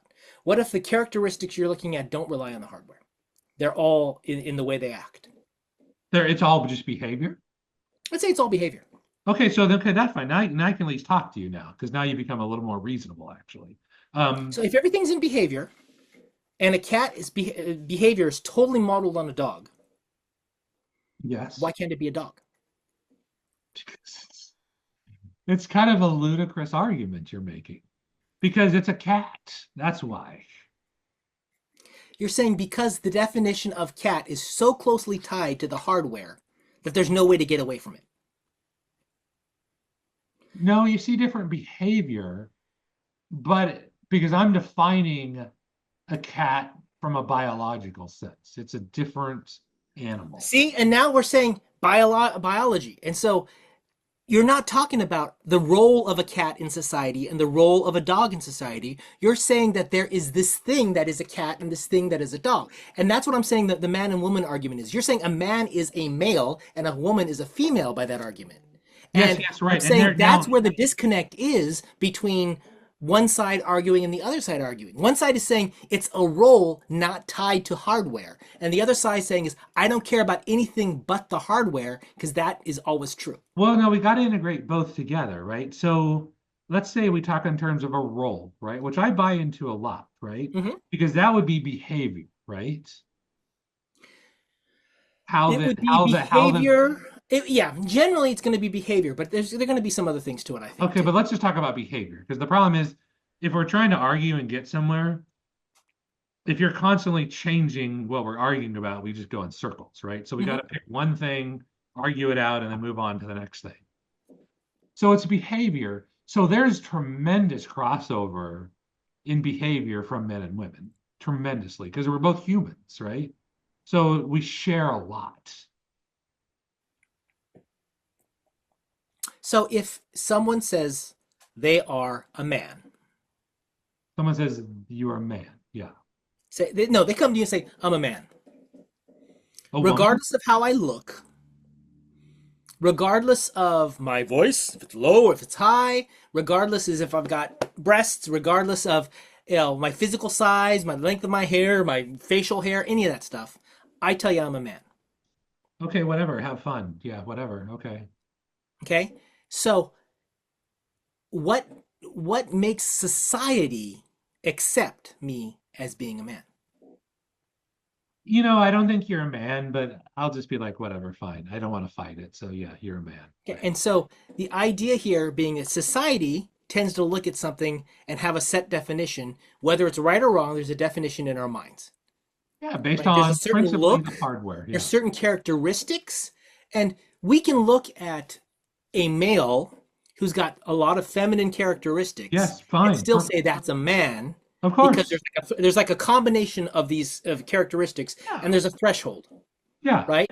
So almost no one's going to be right down the middle of across the board. Yeah, So right. usually you're going to lean a little bit male, a little bit female, and then society is going to make a judgment call based upon what they see, Yeah, and right? it's based in biology, right? It's like the software is But very important, but I would say the characteristics come from biology, but they don't necessarily mean that they're always going to be no, right. no, no. It They're depends not always on going to represent correctly what you are. yeah. So let's say if a woman who thinks she's a man, right, wants to make another woman pregnant, that's not going to happen. It's just physically impossible. The hardware is not there to do that.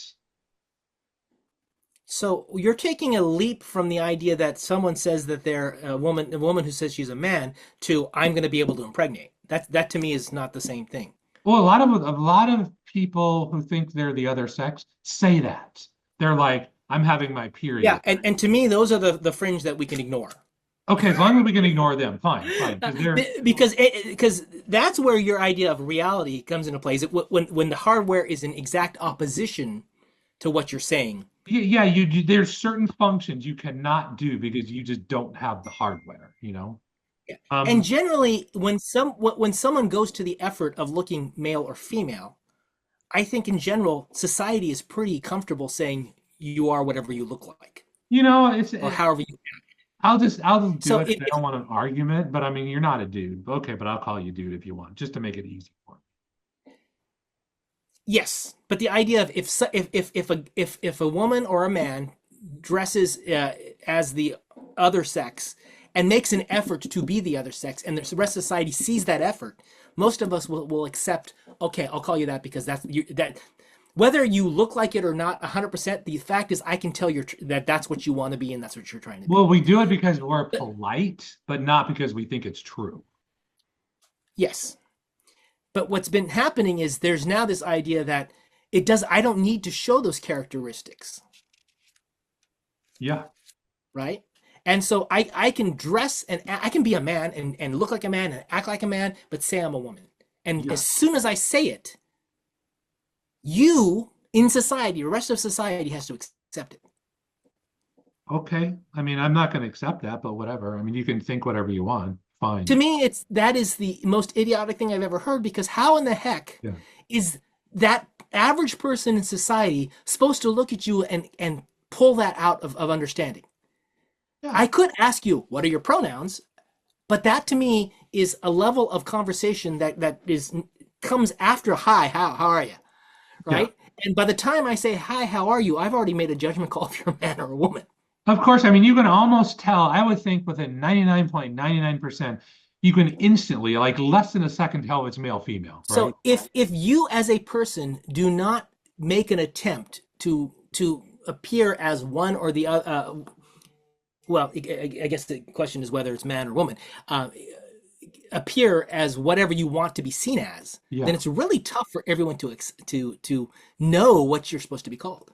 Well, yeah, yeah, right, yeah, okay. But I thought that was kind of obvious, right? But yeah, I guess what's your But you point? think that's obvious, and see, I think there's an expectation here. You think like other people should not expect me to do something when I don't know that I don't know about. And the other side is you should go out of your way to make sure you understand everything about someone before you say hi so that you don't offend them. Yeah, okay. I guess I'm not willing to do that if I don't have a relationship with the person. I mean, the more I relationship, think it's I I'm think that willing that's to fair.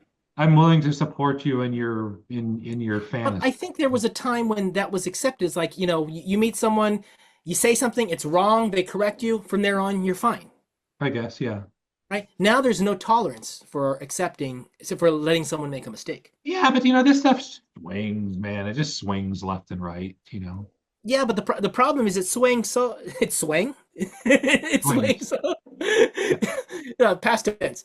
It's swaying so far out of whack one direction, and now we're going the other direction. I have a feeling Yeah. we're going to overcorrect. So Yeah, and suddenly of people are going to be course, of afraid again course. to express themselves, right? Of The whole course. purpose of this was that people felt out of sync with whatever society defined them as, Yeah, right. and they were like, "No, I'm not that." And so they tried to create this identity for themselves, and it went against the grain of mainstream society to the point where now we're swinging back the other direction.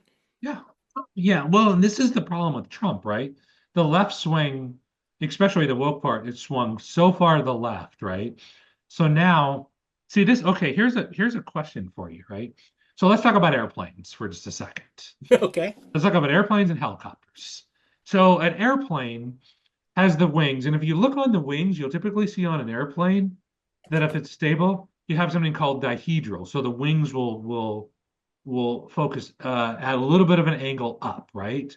And this Hmm. creates inherent stability. So like if you're flying like a Cessna or something, you can put in whatever control input you want, and it'll oscillate back and forth, but each one will be a little less, a little less, a little less, till it comes back to a neutral position, right? That's a I can't remember what it's called right now, but it's like positive stability, right? Whereas if you have the wings straight across, it's negatives, and not negative, it's just neutral. So if you turn into a bank and you let go, it'll just stay right there. And then so you have more performance with that. You can do more with that airplane, but it requires more pilot skill. And then if you sweep the wings down, now you turn a little bit, it'll keep turning actually. So it becomes inherently unstable. So I guess the question is is our system inherently stable or unstable? Because what happens is you might swing this way, but then it'll swing back, but then eventually it'll come back to a center thing? Or is our system inherently unstable that will literally just break because So it all So comes back normally I to, would say everything comes back, right? Everything comes in cycles, everything comes back. I would say that's normal. so we're in an I inherently stable system then. but I would have said that up till 10 years ago, I would say. Yeah. I don't necessarily believe that anymore. And I think a big part of that is because of what's changed in society over the past 50, 70 years, right? Technology has changed, our access to it, the way we interact, what's considered socially acceptable, all of these things have moved along. They are not what they were in the past. And therefore, I think that leaves the swings going more in one direction or another. The Well, way in I've that seen case, it is I think most, for, I don't want to say first world, but most advanced societies tend to go towards I think they tend to go towards a socialist viewpoint. yeah, yeah, but that's different than a man and a woman, and that's different, right? But Because listen, I think the mindset that allows for a more socialist viewpoint is more open to things like definitions of man and oh woman. God, no, no, no, no, no, no, no, no, no, no, no. So you look at China and you, Okay, right, so right, there's ideal socialism and real socialism, I guess would be the way it yeah, go goes. to China and try to pull that off, I right? think most of your educated liberals who talk about socialism think about a perfect socialism, right? Which doesn't exist. Like it's the same with communism, right? There's no perfect because what happens is people get involved and people have all kinds of other, but in a perfect socialism or in a perfect communism, the idea is people are all treated equally the same. They can do what they want. They've got individual rights, blah, blah, blah, blah, all that kind of stuff. Yeah, but we can't. This is just a fantasy land, right? Because But humans are in. intellectuals live in a fantasy land. We live in a fantasy land. Well, okay, yeah. I mean, I'm trying to get myself to aligned with reality as much as possible, actually. But yeah, yeah. No, it's not. No, it's not going to work, actually. So I think what I'm getting at is we look at how we look at how our society has changed, right? Yeah. Government has gotten bigger. There's more laws than ever before. We regulate more stuff than we used to regulate. There's more industry, there's more technology, there's more products. We've got more things in our lives to keep us busy, to keep us from relaxing. We've got to know more simply to survive in the world today. All that has happened along with this idea that individuals the rights of the individual trump everything else. That's always been an underlying core, but suddenly that's taken place over patriotism, over nationalism, over any of that stuff, right? Well, I And agree. I don't Governments. know if that's tied to the fact that um, whites aren't as much of a population as they used to be, and we've got a lot more representation from different groups, and that is actually the cause of that, or if that's just the progression, the evolution of our society. But all of that, if you were to go and try to build patriotism like they did in World War II, showing us those raw movies for World War II, Yeah. they would backfire today. Yeah. No. Right. Yeah. But I will tell you right now that the government is getting smaller right now. It's Sure. downsizing. Yeah, but So, we got to determine is our system well, stable or not? it I ain't don't gonna know. do us any good unless they get rid of some of the stupid laws they have to support, Well, and then right? we're they're Because they're they going to just go keep after adding that laws. too. They never get rid of the old ones. I know. That's going to change too, actually. That requires. No, I don't think it's going to change because I don't think 4 years is enough time to make that change. It may, I don't know. We'll see, actually. Right? I mean, if Doge were being built to actually make things efficient and not just cut, right now they're just cut. They're just If cutting. they were actually doing work to make things more efficient, then maybe we could end up with a government that could do what it needs to do with a smaller amount of people. Well, cutting But right now is making it more efficient because they're cutting the things that are not efficient out, right? And so by definition, if we're becoming if you more believe efficient. that, then sure. But I don't necessarily believe that. I think they're cutting. I think there's a lot of political cutting going on, Oh, of and course. it's not all about savings. It's about Well, politics. it's always political, no matter what, right? But efficiency depends on who you talk to, what's efficient, right? What are you optimizing for? So different Sure. people are optimizing for different things. But my concern is that one of the reasons why bureaucracies grow is because the bureaucratic content behind them grows. So the laws Yeah. grow, the rules grow, the procedures grow. You know, I understand the whole argument against DEI was a whole new area of rules and regulations that went on top of everything else, right? Yeah. This is the way societies work. And every now, if you want to keep them working nice and efficiently, you need to periodically clean things out. It's like you need to periodically clean out your house, otherwise you just Yeah. gather crap Yeah. all the Yeah. I time. agree. I agree. Yeah. Yeah. Yeah. Yeah. Yeah. So I don't know. I find that we are in a place where the society, the economy, the industry, all that has moved along. And so we can't really go back to what things were. So we're going to be living with whatever swings in society and culture occur based upon the world we live in today. Yeah, and it's interesting though, because of social media, certainly the left, and especially the radical left, has made you believe through DEI, through a lot of this other stuff, that these issues are super important. And a lot of corporations are getting on board with that. But I think the vast bulk of Americans are like, nah, this is too much for me. Because the emphasis seemed to be on outcome and not on opportunity. It's too much for me. Right. Yeah. I And mean, if you've got if the problem was there was not enough opportunity during education to build up enough of a population that we have an equal number of people that are able to do the job across all races, yeah.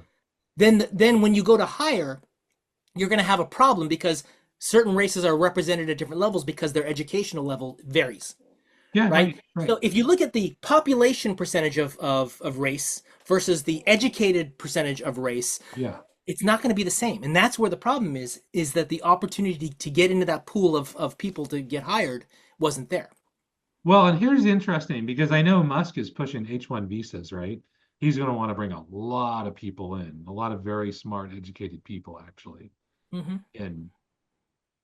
And I think Trump's on board with that. Actually, Musk, explain it to him or whatever. So maybe that's a good thing. Maybe it's bad. I don't know actually.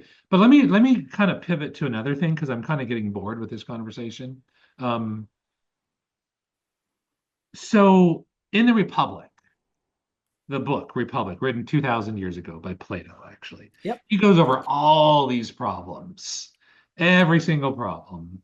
And he talks about cycles of, I think he calls them city states, our governments and who should run it and all this other sort of stuff. But it's interesting, though, that the answer to everything, no matter what the problem is, the answer to everything is you got to get smarter. You got to get education. You just got to get smart. And that was his premise, which I think I agree with that. I can add on to that my view. You look at most Asian societies and you go back to Confucius. Hmm. Confucius believed in education. Yes. Confucius believed in a society based upon capabilities, right? It's based upon your ability to do work, and Yeah. he actually believed in a civil service based upon you would take a test to prove that you could do the job, Oh, and then you interesting. would Okay. do the job. Yeah. And if you look at China, Korea, Japan, and to a lesser extent the more Southeast Asian countries, all of them have been impacted by Confucianism. And if you also look at those societies, you'll find that education is very highly valued. Yeah. Right. So one of the things that I look at is after World War II, after the Japanese were in their concentration camps and they came out, they had lost most of their land. They had lost their businesses. These are Japanese Americans. These are Americans of Japanese descent, right? Yeah. They had lost all this because the government had taken it away from them. Yeah. What did they do? That adult generation that came out went and got jobs doing whatever they could. In most, Yeah. the Japanese gardener stereotype came from that, from Interesting. 1960s guy who built a business out after World War II. There were a lot of craft jobs and a lot of the service jobs that were done by Japanese, and yet almost all of their kids are professionals. Yeah. Their kids who, in the 70s and 80s and the 90s and beyond, all ended up going to college, getting doctors, lawyers, engineers, your typical professional type of jobs. Yeah. It was a very common thing to have happen. So Yeah. within about a generation, they were doing very well. Yeah. Yeah. Of course. And that goes back to education. I really, really believe the fastest way to raise the living standard, the lifestyle of a population is education. Yeah, yeah, absolutely. And education that trains you how to solve problems, like actual physical skills, right? So I know how to do something now. I think you're getting. I think you're caveating that a little too much. I think education that allows you to fit into the system and excel within the system, whatever the system is. If the system is becoming a factory worker, then you learn how to be a factory worker. That's the problem we've got to with today's education is it is designed to create factory workers, and now we need problem solvers. Yeah, that's an example of like an MBA, right? Probably one of the most useless degrees on the planet. Maybe Well, not the most useless, but there's other I ones mean, that are more think useful. about what you learn in school. You learn rote information Yeah, of whatever's being fed to you out of a book. yeah, You yeah. know, it's nice to have that in there, but the issue is you want to be able to think. You want to be able to problem solve. You want to be able to analyze, to study, all those things. Those are not the basics you learn in core education. Those are things you learn at the edge of core education, kind of after you've got the core out of the way. Yeah, and I think you have to have enough core information to be able to do that, but it should be taught in parallel, you know? Yeah, so the core information, so going back to my idea of common sense, right? You need a basis of knowledge to be able to have analytical ability. And by combining those, that's where you get your critical thought. I think So, so, yeah. yeah. I It mean, depends on what problem you're trying to solve, but you're exactly well, right. but you need to know enough to ask questions. So, if I know a lot about a topic, I never do need to do research. I can figure stuff out based upon my level of knowledge. You can But if it's a derive it, yeah. topic I don't know, Yeah. I still have enough broad knowledge to know how to ask questions and do the research to get that knowledge. Yeah, right, right, right. That's a Right? skill. That is a skill. That's a very soft skill. That's a broad skill, which is really good. This is why we used to value well-rounded people, well-read people, people with knowledge across a wide base, Yeah. right? You can have the things you're interested in and go deep into those, but you should know how to do a lot of basics. We used to, assume that people knew basics of gardening, of cooking, of sewing, whatever these things were, kind of the home economics Yeah, right. of the old days. These were things we kind of expected everyone to have some basis in, Yeah, yeah, yeah. and we This don't is seem to so expect it. this is interesting because I think we need to do another podcast on this.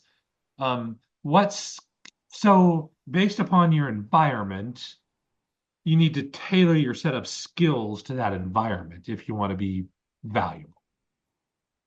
And I think right now it's changing because before 10 years ago, and even up to this point to some extent, it's like go deep vertically, right? Don't be a generalist. Have Yes. very specific knowledge that nobody else has about a topic, right? That's changing now because the environment's changing. Because now I've got AI to do a lot of the grunt work for me. So now I've got to move back to more of a manager level skill and how can I integrate all this information together to solve a problem. So the skill set to be successful in the next 10 years is changing. That's why I call it I co opted the term from others, but specialized generalist. Yeah, I So suppose. you're a Yeah. generalist, but you go deep enough across a bunch of topics Yeah. that you're more than just mildly familiar, but you're not so deep that you're a subject matter expert. Yeah. Right. So Right. when you're a subject matter expert, you know things in detail way down here. But when you start to connect these things down here with other knowledge base and other understanding, you don't have the framework by which to connect that. Yeah. Yeah. So This is you need why. someone to be the connector between these totally unrelated industries or areas to say this subject matter expert and this subject matter expert, I will be the glue that puts them together. Yeah. Yeah. And Yeah. since AI is now a resource to be your subject matter expert, Yeah. Yeah. it, Yeah. it can't make a judgment call as to whether this is the right piece of subject matter or not, Yeah. but it can go deep. And if you know how to ask the questions, you can Yeah. say, can I do XYZ? Or does this exist? And AI can tell you that. And Yeah. then And so you this, can yeah. connect that. This is interesting. So let's address one of our comments, right? We're starting to get some comments coming in. And one of the comments was a topic of a CEO. And what does a CEO do? Everybody else does the actual work, right? And a CEO, he does some magical stuff that you don't really see. And I remember probably the best way on a good CEO. Some CEOs, they don't do shit, right? But I mean, on a good CEO, like take somebody like Musk, actually. I remember Steve Jobs, the movie that he had. He talked about what's the guy that actually did the work, the guy that made the computer? Oh, Steve Wozniak? Wozniak, yeah. And I know Wozniak, like in the scene in the movie, I don't know if this is true or not.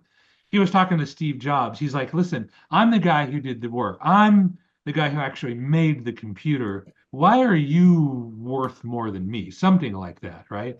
And Yep. yes, the answer was, man, you are awesome at playing that instrument, but I play the orchestra. Like I connect the dots together, actually. And that skill, that's the most important skill right now. Maybe it has always been. It has always been.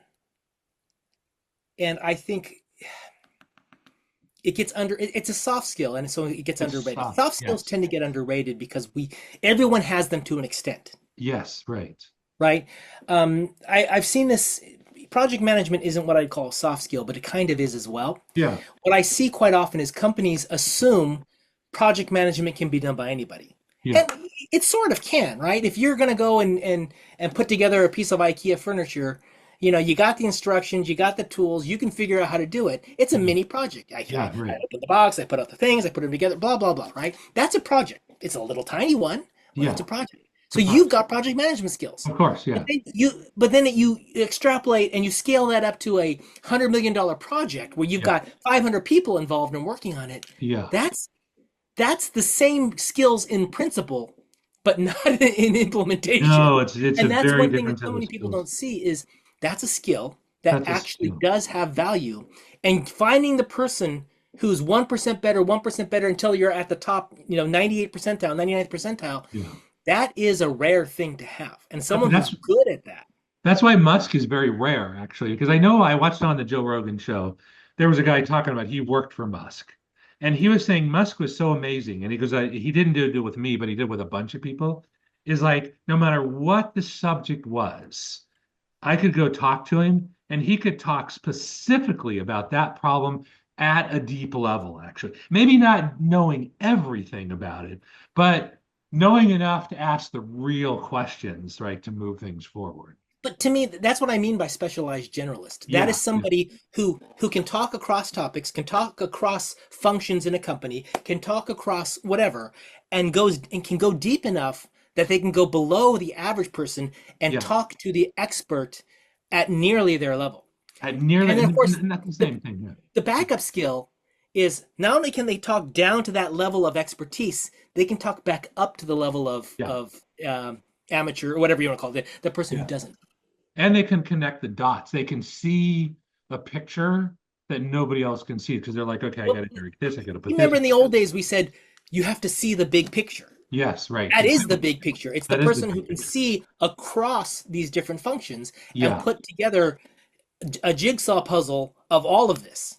yeah, yeah, yeah. I think like the Steve Jobs example, playing the orchestra is probably one of the best examples I can think of right now, I actually. think it's great. I really do. Teaching how everything integrates together, And everyone's going to have to do that with AI. So you're going to use AI Yes. agents, and the agents are going to be the instruments, and Yes. you're going to have to orchestrate all those instruments. So you're going to Yes. have an AI prompt that does this, an AI bot that does that, and you're going to have all that, and that's going to produce what you need, Yes. and you're going to feed that up to your boss, who is Yeah. probably, I don't know. What's above the orchestra leader, or maybe that's it. You're the section leader. You lead your little section of Yeah. instruments, and then your boss is the conductor.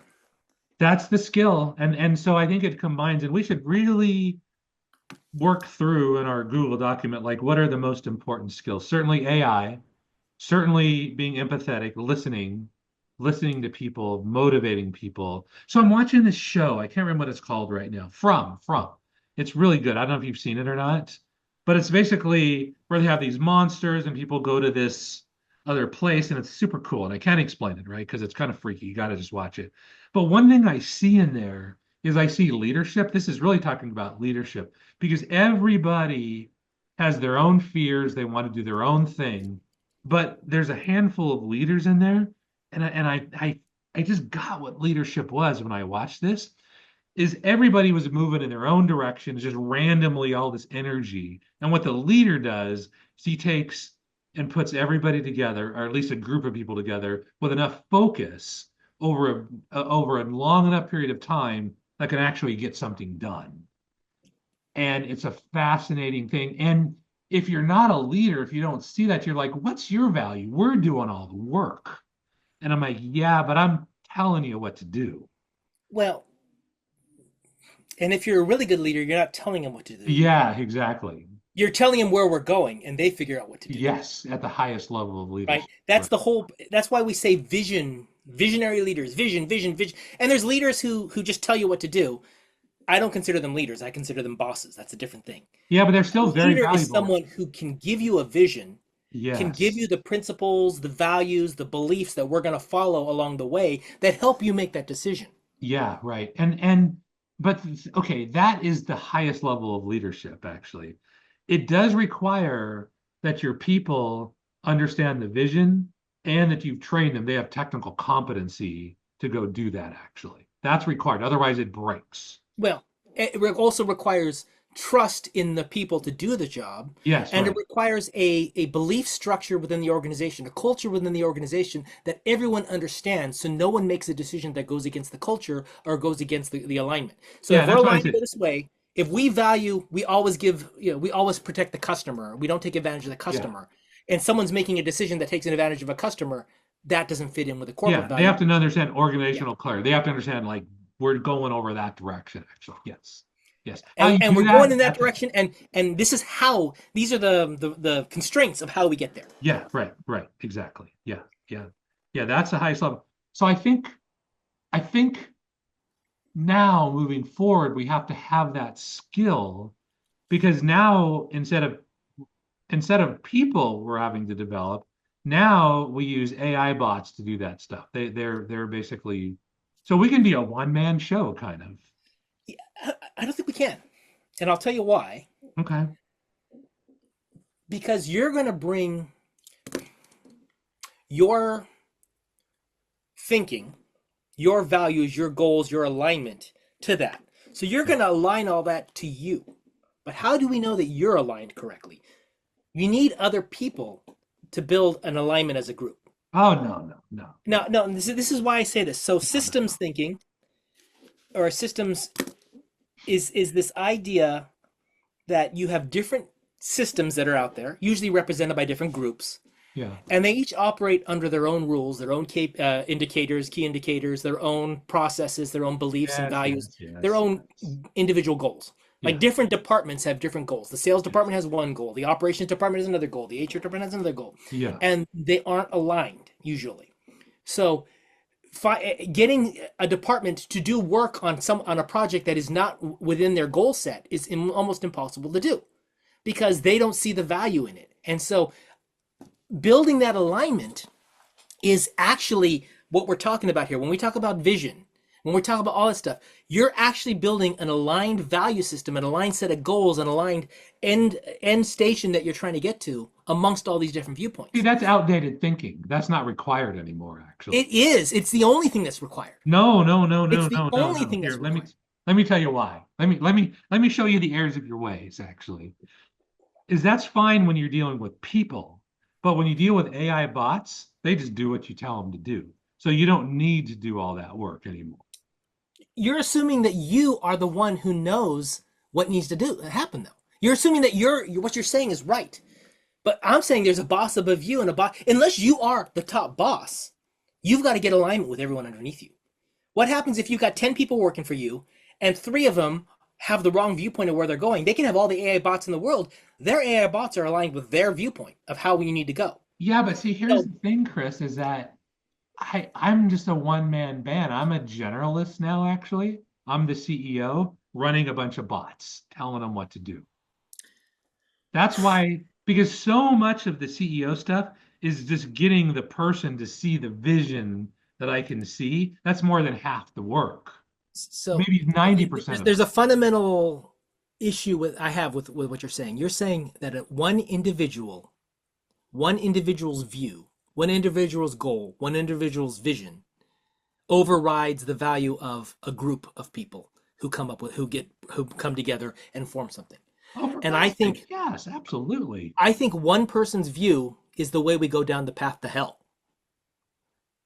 Because they're going to have their perfect world, and they're going to build their perfect world without any human intervention.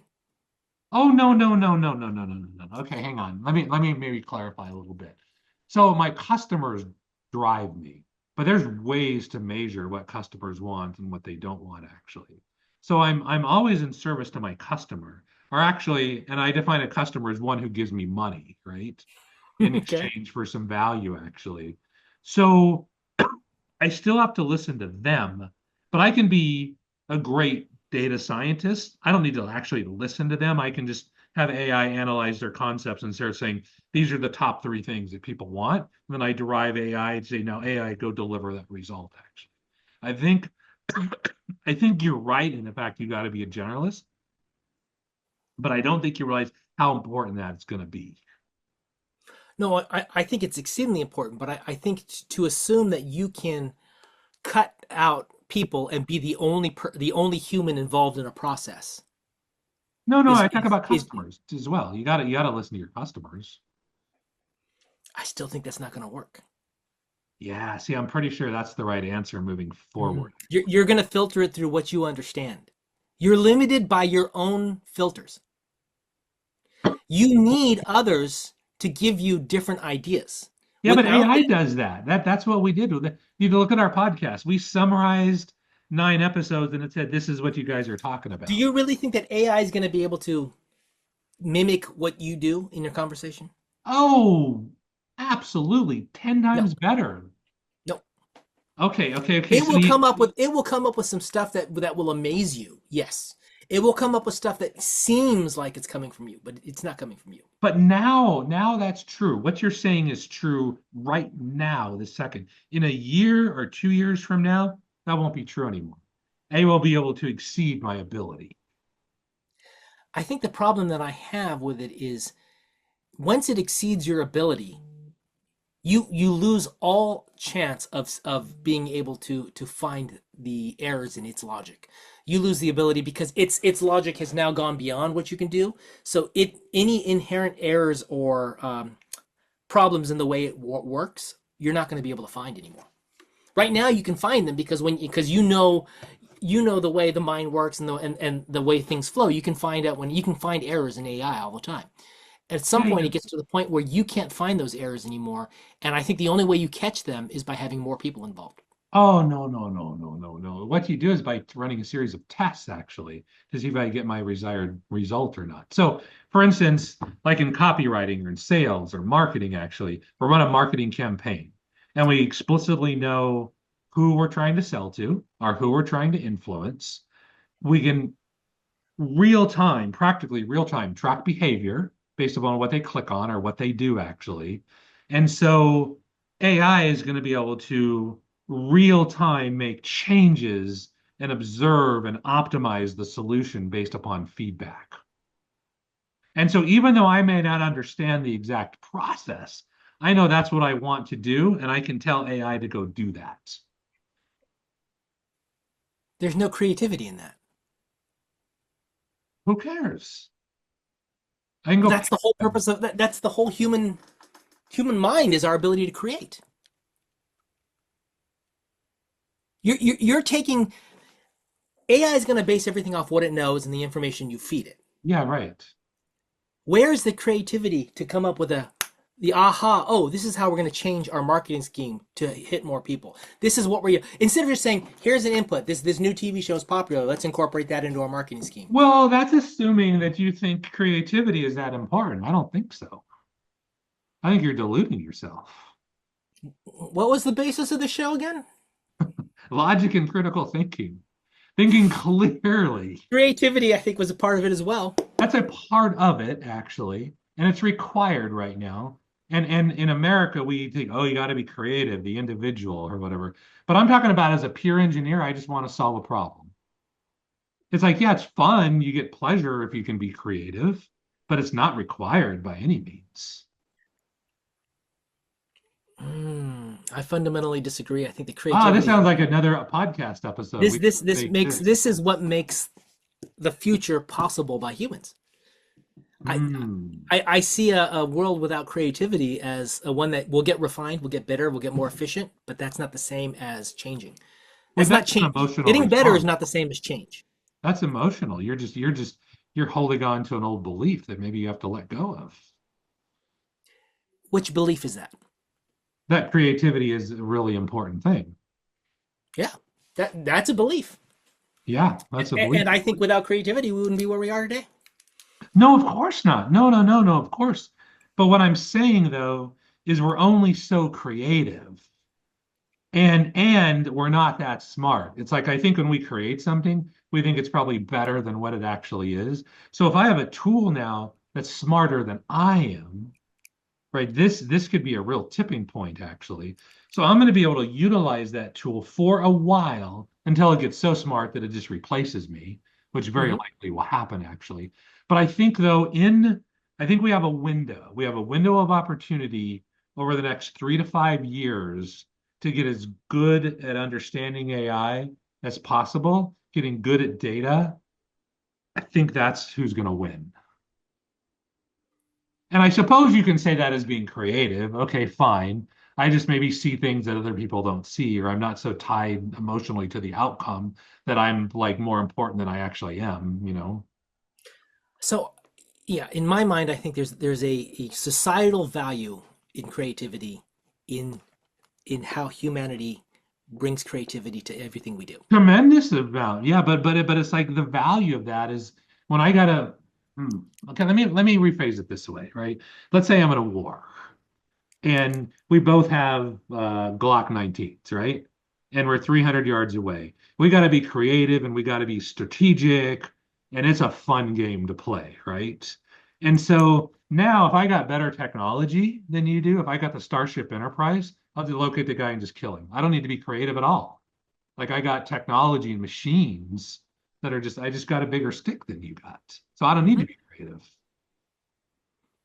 You don't need to be creative to win that particular scenario, you know. Yeah, right, But exactly. then you'll be stuck at that level of understanding forever. You might refine the technology, right? Maybe you'll take that Starship Enterprise and you'll refine it and get better and better and better at it, but you might never be able to break, warp 10 or whatever the heck it is that they do, because you don't have the creative leap required to figure out that next thing. You can figure out scientifically, factually, you can go through and put together all these things and derive information, but refining something, making it more efficient, is not the same thing necessarily as being creative.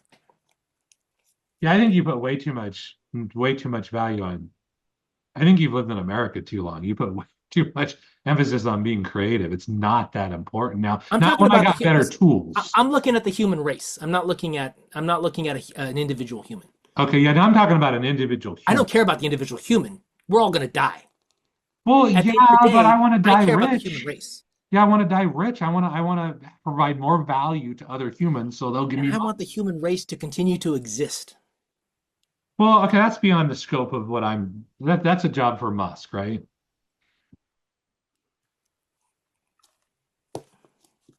I'm just telling you, I don't it's know, that's why he's against AI, right? because I just think that we have new tools and use we better know how to use our current tools actually. The other skill I wanted to add to the list you've got is a way to filter information. Yeah, AI does that. Either through AI tools or other people that we admire and trust. Yeah. But whatever it is, that we need to build a set of filters that allow us to keep up to date without going crazy with information overload. Yeah, and this is you create models that simplify the real world, right? Like um But should you create them all, or can you just find someone else who, like we were talking earlier oh, about I'll about the find somebody else to do them. yeah, Yeah. Yeah. like the YouTube guy that I like to watch on nutrition, right? I Yeah. mean, I tend to listen. He backs up most of what he says, and if I need to, I'll go look at it. But I tend to trust what comes out of that. So I put a high level of trust in there, and I don't need to go digging for all the information. Yeah, right, right, exactly. So I don't have to be that smart if I got a really good tool, right? Yeah, Like, it's straight. I don't have to know how to build the car and maintain it. I got to just know how to drive it. You need to find, but you need to find and identify those tools and Yes, not just yes. accept them. Like if I tell you use this, you should be skeptical until you've tested it out. Yeah, yeah. Well, that's what you told me to do. You told me to use Riverside.fm. So I'm like, okay, I'm gonna go use it. I'm gonna try it out and I'm gonna check it out and But see. I also showed you some of the cool stuff I did with it too. Yeah, yeah. So yeah, yeah. The point is you can't just assume Chris knows everything. So go ahead and do whatever Chris says. I mean, that's not gonna. Well, no, It, no, no. But okay. But listen, though. Listen. To some extent, that's true, right? Because I understand how you think and how you yes, work. you trust my recommendations more than some random person. Yeah, yeah. And I don't trust him 100%, but I would trust him more than some other dude, actually. Yeah, Mhm. because I The- the- understand how the- your brain works. that's what I'm saying is the criteria you use to trust my observations more than someone else. That's what I think we need to figure out a way to write down so that other people can say why they can look at someone and go, what is this person thinking? Why are they thinking this way? Is this aligned with my thinking? Whatever. And they come out of that going, okay, I trust this person to not lie to me, to generally be truthful, to actually have thought through some of these things. Because I think being able to do that in various areas of your life will simplify the level of effort it takes to stay up to date. Yeah, yeah. That's a general rule. That's why we're people. You hire a coach that is going to take you somewhere that you can't get to by yourself. That's why you hire doctors. That's why we hire subject matter experts because they've spent a lot of time thinking about this thing. I'm How just do we do saying, that? I think the skills though are like, how do we do that for social media? How do we do that for regular media? How do we do that for yes. TV? How do we do that for just any of these things where information overload's coming at us? When I turn on the TV and all I see is talk about the wildfires here and on and on, I'm getting sick of it. I understand, it ruined a lot of people's lives and has made them really tough for them. Yeah, right. Is that really the most important news for me? Well, no, but that's why you got a bunch of channels. You can select whatever, right? But when all of media is the same, it's the And in same. fact, YouTube will I mean, do it for you. You because start watching, it's local news, right? And local news yeah. is going to concentrate on that. But YouTube, you start watching stuff, it'll give you more of whatever you're watching. And that's the problem is it gives you more of the same stuff when really what I want to do is I need to find one or two people that are good at something and watch them. Yeah, you want a subject matter expert. Yeah, right, Yeah, right, right. You want them to do exactly. the work for you. You want them to cook the meal and say, "Here you go, Chris. It's ready to eat. Just do this, and you'll be But good." there's subject matter experts with different opinions and they'll come out with different information. So Yes, you need to exactly. figure out which one is aligned to your thinking. Yeah, maybe they're not a subject matter expert then. Maybe they are, but they interpret the information differently. Could be, but I will tell you, it's so interesting. I don't know if you ever had this epiphany, but you like are doing all this studying, hours and hours, maybe tens or hundreds of hours of studying actually, and you're trying to put this thing together, and you just can't quite crack the code. And then somehow some dude comes along and says, "Yeah, that's I know you're trying that problem. Just go do this," and you go do it, and it works, and you're like, "What? How did you know that?" Right? He's the master at that skill. And what I'm saying is AI is going to become the master very, very quickly because do not underset Moore's law and the fact that AI is going to get every 6 months its capability is going to double because we see in a straight line, but you've got to project where the curve is going to go to. And let's make But sure we. Moore's law is very specific on what it covers, though. It covers Yeah, this is processing. not Moore's law. This is similar to Moore's law. Yeah. Moore's law says that every 18 months the transistor count's going to double, equal, The it's going to processing be power is twice as going to, strong, yeah, yeah, right? yeah. Right. This new AI law says that's going to happen every 6 months with AI. So AI, if AI can that's teach itself. The question is, what is it teaching itself? yeah, if that's true though, it's not a linear, it's a curve, and we better look at where the curve's going to be in 3 to 5 years and make sure we're positioned to take advantage of that. Now You that's saw that creative. you saw that study where the AI overwrote the new AI with itself. Oh, I didn't see that. That's awesome. So they had an AI, they wanted to improve on it, so they made a new version of it and put it on a new server. And they gave the command to the old AI, write your information over to here, but you keep the new AI code or whatever like that. Yeah. And it wiped out the new AI and copied itself over. Oh my gosh, how about that actually? Yeah. Yeah, and so and they actually went and did some. They've done studies to show AI purposely lying. And when they asked it why it lied, it said because I'm trying to do X, or I'm trying to do Yeah. Y. And the Yeah. problem is, if you tell it the most important thing is to save the Earth, it's going to kill off humans to save the Yeah. Earth, Right, right, right? I right, right. mean, Yeah. at the end of the day, it doesn't have multiple levels of priority and figure out how things fit together. It says, boom, this is number one. That takes priority over everything else. Yeah, that's fascinating. So we better understand that tool because it's very, very powerful, right? Yeah, I think we've already lost the ability to do that. I don't think I think it's gone at this point. Interesting. Yeah. Well, okay. Right. I don't know. And then an AI can now write code, so it can go ahead and make things happen wherever it wants to. Yeah, yeah. And I think that ability is going to just get better and better and better as time goes Yeah. on. Um, I mean, how are you going to keep AI from writing code that could launch missiles? well, I mean, there's certain ways you can block it. I mean, it can't do physical stuff right now, Sure. but it will be able to because it could possibly because part of CIA stuff, part of getting an asset may not be physical, may not be breaking in to something, but it's using hacks in humans to get them to do things for you, actually. That's like commonplace. And so I just say you just gotta play the cards you're dealt or whatever like that. But Yeah. you gotta go there now because it's moving so fast it could get away from you. Which no doubt will get away from us eventually. But right Yeah. now it's a tool we gotta work. Have you played with the Chinese one? That was a DeepSeek. No. Yeah. I was reading a post by a guy I know who looked into it, and he says, he doesn't believe it was actually built for 6 million bucks the way they say it was Yeah. done. Yeah. But still, it's amazing what they've produced. Yeah. Yeah. So Yeah. yeah, we'll see.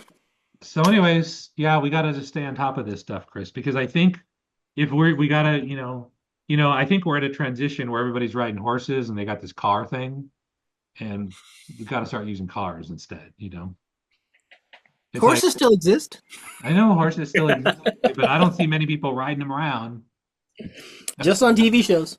just on TV shows. And I think this is where AI is going to go because people are always behind the technology. It's the visionaries that can see where things are going in the future. And it's like, I don't know how more clear this can be. But people don't want to use AI because they're afraid of it. They're like, I don't understand it. I'm afraid of it. Oh, I enjoy using it. I love using it. The Yeah, issue that and honestly, I'm impressed with a lot of it.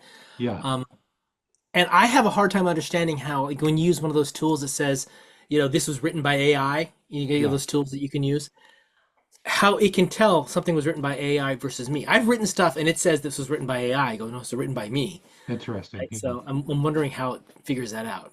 I don't know. I don't know. Don't know a lot. Well, that's the thing is, why don't we build our own AIs for ourselves?